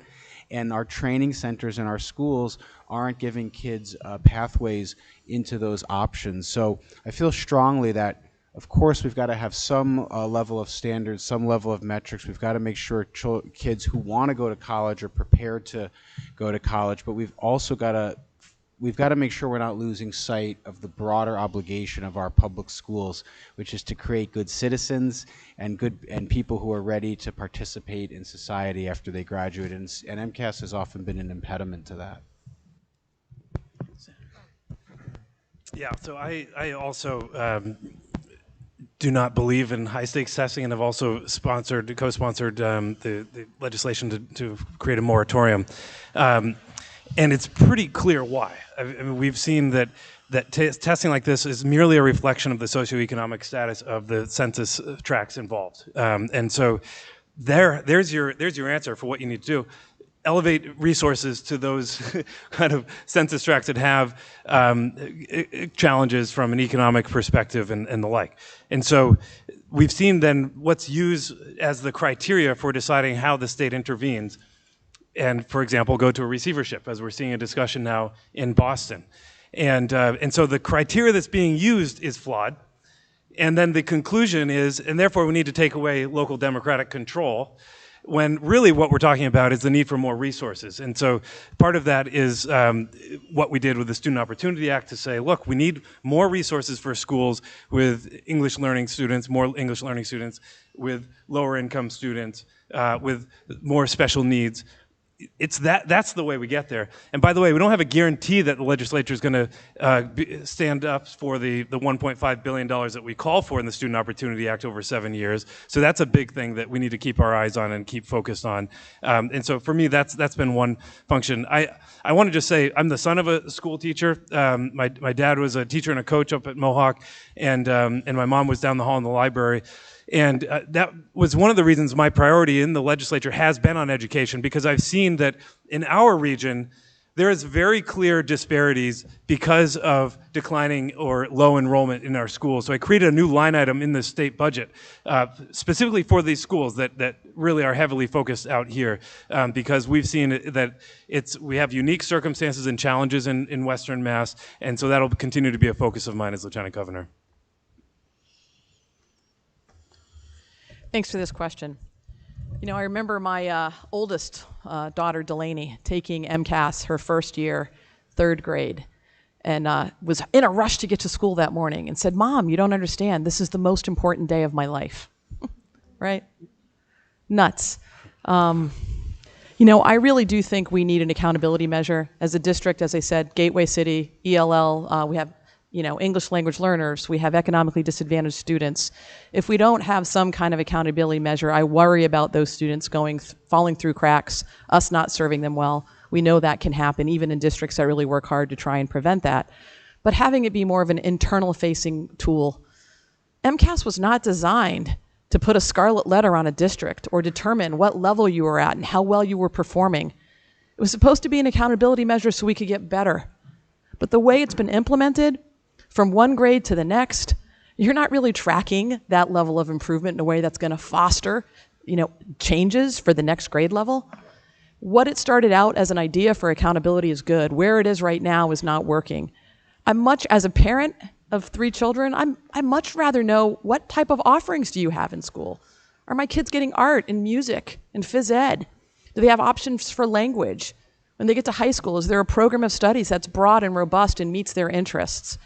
The amount of time and energy we put in to MCAS testing, as opposed to expanding pre-K that actually would help MCAS testing, to early college and career pathways for our students. We know our young adults want those experiences. They're telling us that. We need an accountability measure that's internal. We need to make sure as we think about how best to serve students, we have teachers and educators involved in that discussion. No teacher serves on the Board of Education in Massachusetts. They're not permitted to. Have you ever heard of such a thing? There's an opportunity for us to take all of the innovation, the strengths that we have in the Commonwealth with a lot of brain matter, and put it to use to make sure our students who need the most services are getting it. It shouldn't begin and start with MCAS. We can do better.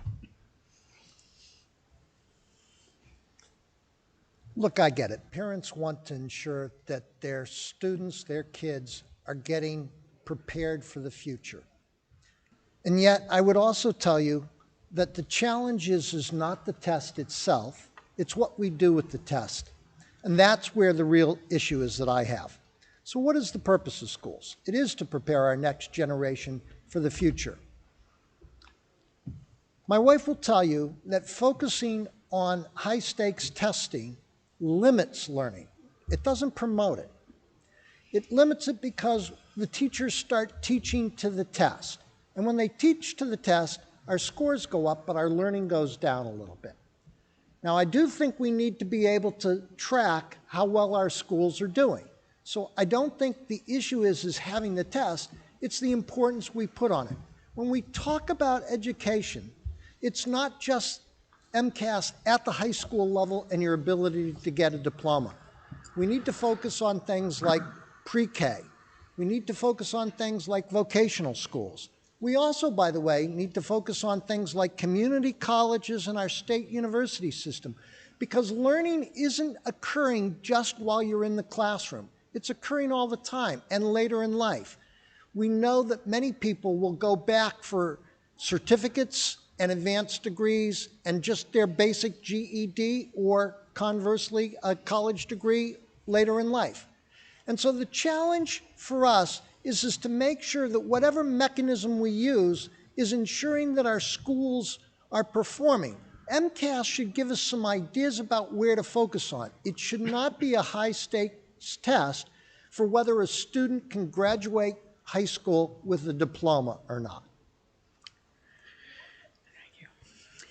Thank you for the question. So as I shared with you in my introductory remarks, I grew up in the city of Lowell, and 14 years ago or so, I moved to the town of Acton. So that's how I represent the 14th Middlesex of Acton, Concord, Carlisle, and Chelmsford. Very wealthy, suburban, predominantly white districts. And one of the things that I have learned as we were passing the Student Opportunity Act last session is that students in Lowell are getting their cast-off books from Concord, Carlisle. So the place where I grew up is getting hand-me-downs from the place that I now represent. It's a reflection of the privilege that I have, but as I also shared in my introductory remarks, not every single family is set up to succeed and to have the opportunities that I had handed to me as a privileged person. And so when I think about the issue around MCAS, I think about the access to educational opportunities and whether or not they're equitable and just. And we know the answer is that it's not. That's why we set out to make those investments and to rejigger the formula for our education funding. But there's so much more that we need to and can and should be doing. Not every single school district has universal kindergarten. And we need to move towards ensuring that every student has access to universal pre-K so that every family's children are set up to succeed and to have access to those educational opportunities.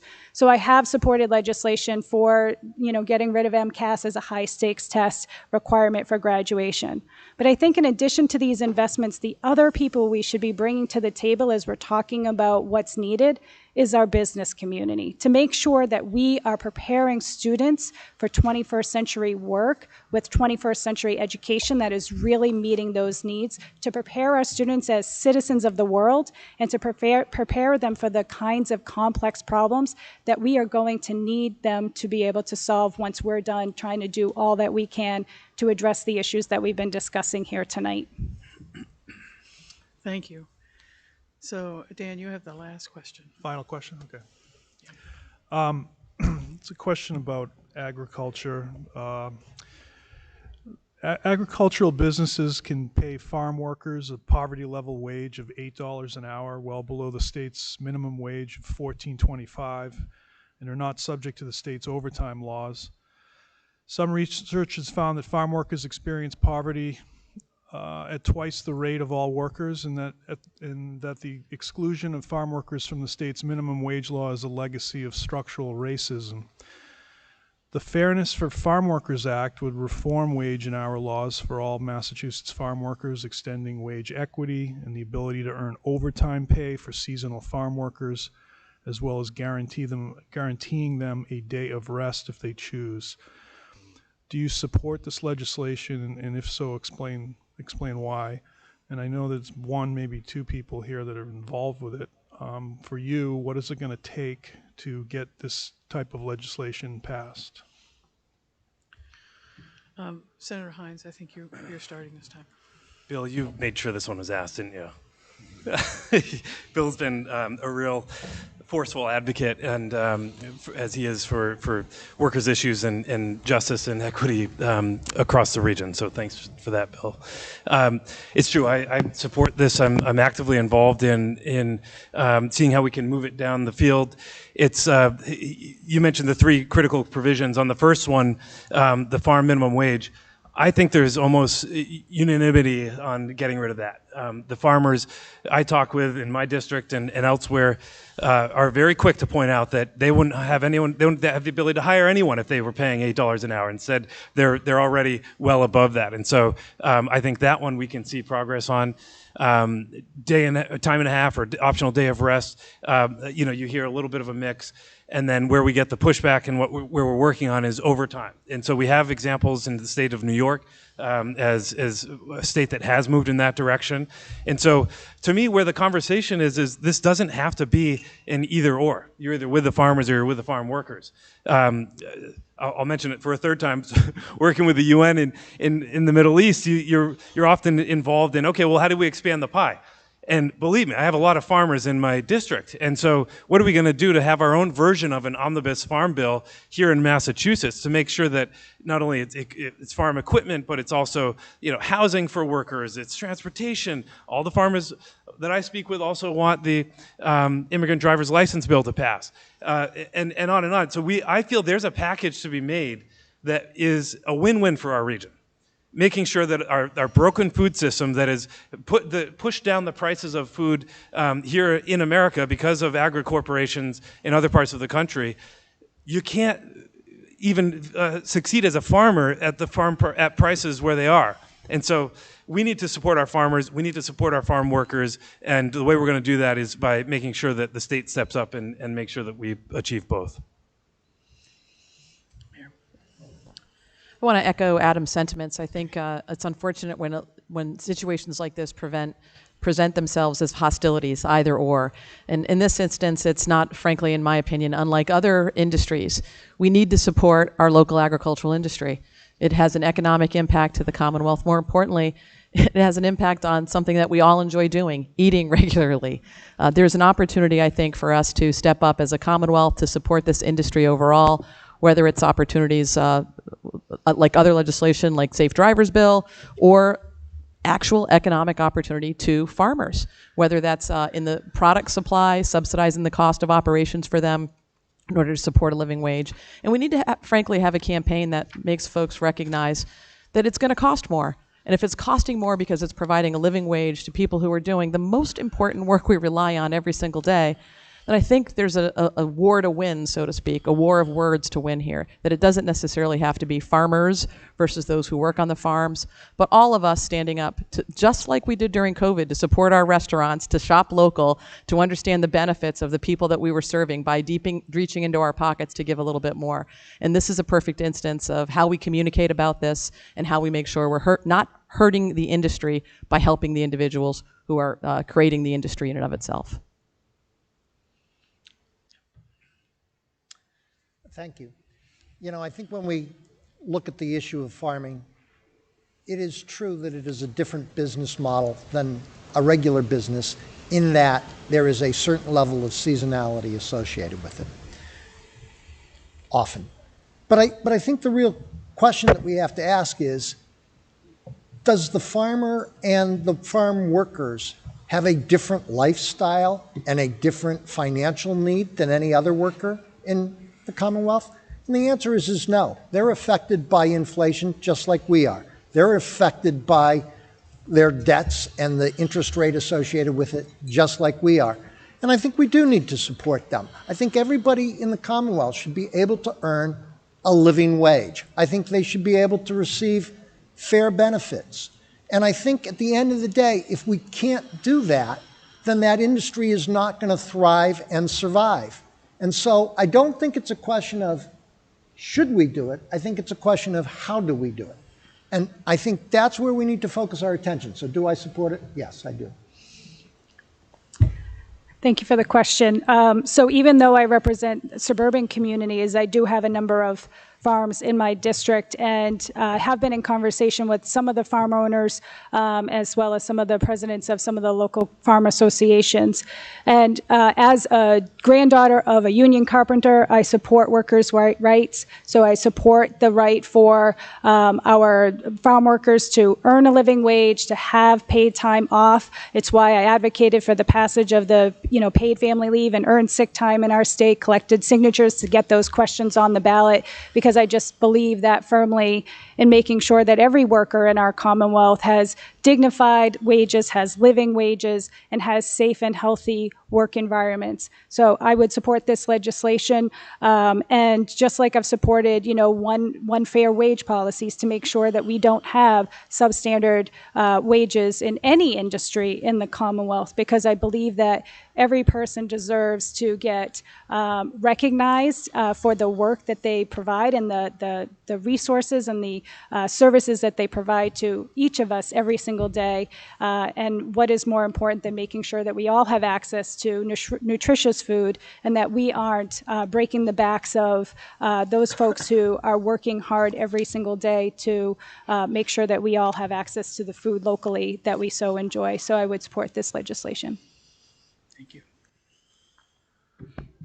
Thank you for the question, and I do support the legislation. I think we all at this table share a profound commitment to workers' rights and workers' empowerment. I do think we're going to get that legislation done. It is building a lot of momentum. I know there's been several events around the Pioneer Valley to promote it.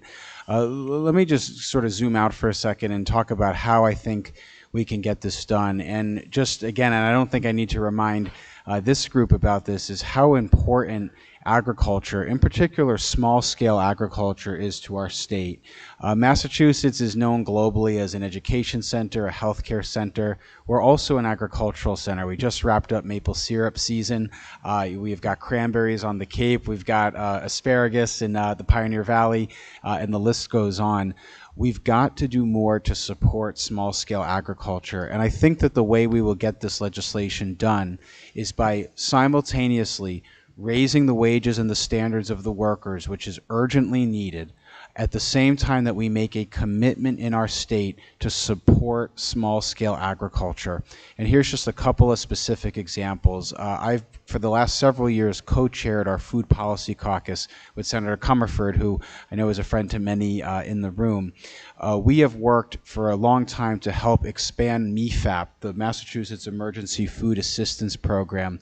This is $20 million of food purchasing a year that's distributed to our local food pantries. We've worked to get a lot of that purchased in Massachusetts. We need all of it purchased in Massachusetts. We've also worked on the Healthy Incentives Program, which allows farmers markets to accept TANF vouchers. The program is oversubscribed and frankly is at a small fraction of the overall need. That's a win-win. It's local purchasing for our local farms, and it's support for people in need. We need to dramatically scale up the Healthy Incentives Program, and I would commit to that as Lieutenant Governor. So there's a lot of good progress on this, and I think we are going to get it done. So this concludes the question and answer portion. We didn't have any time for back and forth from the panelists. It just, the time was very tight. This now is the time for closing remarks. Everybody gets 2 minutes, and the order is changing again. So you may have, I think you've been given the order, but I'll go through it and just tell everybody who goes next. So we're going to start with Mr. Barrow. Thank you. And again, thank you for having us here today. It's always beneficial to our democracy when you have a choice at the ballot box. What sort of team do we want going forward? I believe that the next administration will define the character of the Commonwealth. And so the question for us is, what sort of team do we want in that administration? We're long State House and governmental experience. We've got a lot of that, and it's good experience, not just at this position, but at the governor's position, at the Secretary of State, and all of the statewide offices. To me, the challenge is we're short experience from people that have experience working on many of the issues where the issue presents. I'm a distinctly different candidate. My experience comes from being in the field. And so the question is what do we think the future is going to bring us? What sort of challenges are we going to confront during the next administration? I mentioned earlier, and I'll mention again, I see a coming economic storm. I see challenges that are going to impact our ability to thrive economically. And I think it would be beneficial to have a team that is balanced, that has a team of people who have governmental experience, but also those that have experience working on the issues where the issues present. My name's Brett Barrow. I'm running for Lieutenant Governor, and I would appreciate your support, not only at the convention, but all the way through the primary. Thank you very much, and thanks for having us all here today. Thank you. Next is Senator Hines. Well, I actually want to start by thanking the candidates. This is our first in-person joint forum, and we have 5 months of these, so get ready. Here we go. It's been fun. And thanks again for your light touch as a moderator. It's been fun doing this with you, Claire. And all of you for spending 2 hours on a Tuesday night to make sure that you're aware of the issues that are affecting us out here, and making sure that you're picking someone who's, for Lieutenant Governor, who really is going to be focused on Western Mass. This is a priority of mine. It's been a priority of mine in the state Senate. It's why I've focused on transportation initiatives, be it how we shift our RTAs so that they function more reasonably for populations that are spread out and smaller populations at that. I focus on a new train from Pittsfield to New York City, like we have for a resurgence in trains across Western Massachusetts. I focus on making sure every town in Western Mass has high-speed internet, and making sure our funding formulas, including for education, actually take in the perspective of what it is like in a small town in Western Massachusetts. And I combine that with my international experience in working for the UN, and I've joked recently that some of you have probably heard this, that nothing prepares you for standing up for your region in the state Senate or as Lieutenant Governor, taking on the big issues, quite like holding your own in a negotiation, in a ceasefire negotiation with the foreign minister of Syria, and kind of bringing those experiences and how we can make the Lieutenant Governor role incredibly effective for standing up for our priorities, and including those that I've prioritized in my bills that I've filed this year, as always, related to climate change and income inequality and racial justice.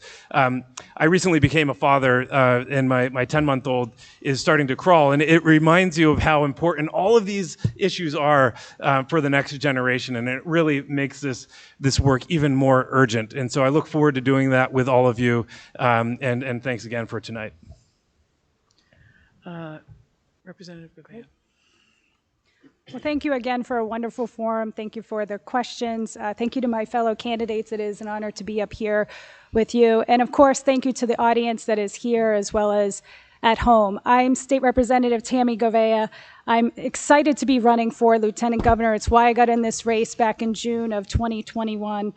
And if you want a Lieutenant Governor who is going to bring diverse perspectives and diverse people together to solve our most complex problems, I'm the candidate for you.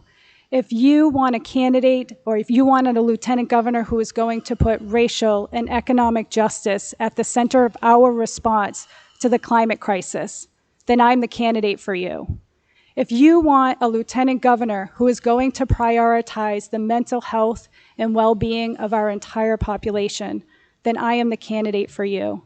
And if you want a doctor of public health who is going to put the health, the well-being, and the dignity of every single resident at the heart of decision-making, I'm the candidate for you. I hope that you'll join us in this race. I'm State Representative Tammy Govea, running for Lieutenant Governor. You can learn more about me and the work that I will do on your behalf by going to my website, tammygovea.com. My name is spelled TAMIGOUVEIA. If you're missing the U, then you're probably spelling it wrong because my last name has all the vowels. I look forward to seeing you on the campaign trail. I look forward to connecting with you again. Thank you so very much. It's too long for a Wordle starter. It is. I know everybody says I want to put it in a Wordle. It is a little too long. Senator Lesser. Well, thank you so much, Mayor Higgins, and thanks to everybody for joining us tonight. I really enjoyed it, and Adam's right. This is the first time really we've been together in this type of format, which was it was a lot of fun. So, look, I just want to conclude by saying it is a little bit of an awkward job to run for, right? I mean, Nancy kind of alluded to that with her question earlier. You're running to be number 2, but I think that's why I've got something to offer, because at the end of the day, this is a Democratic primary, and we're electing a team to be a Democratic ticket in November, and then to govern as a team after that. And I think the set of experiences I bring to the table are going to help me be the effective partner to our next governor, because at the end of the day, the job of the Lieutenant Governor is to help implement the governor's agenda and help make sure that the governor's agenda is a success. I think at a time when we have $9 billion over the next 10 years coming to Massachusetts from the Biden infrastructure package alone, I've got the high-level federal experience to be a partner to our next governor to help make sure that those funds are well spent and that shovels are put in the ground to help our communities. At a time when we have so much in front of us, I mean, we heard all the questions about a very ambitious agenda we've got to get through the State House. I've worked on some of the highest stakes, thorniest, most complex legislative deals and gotten them to the governor's desk. Whether it was the 2018 Economic Development Bill, more than $1 billion in workforce training, the economic response to COVID-19 that we did at the height of the pandemic back in 2020 that kept hundreds of small businesses alive. And at a time when so much is concentrated in the Boston area, it is so important that we have that broad geographic perspective on our ticket and governing from the corner office. So I respectfully and humbly ask for your consideration. I know that the convention is coming up in June. It's around the corner. I humbly ask for your support, both at the convention and certainly at the September primary. Thank you. Thank you. And finally, Mayor Driscoll. I think it's fitting that I'm going last. I think I might have the longest commute home.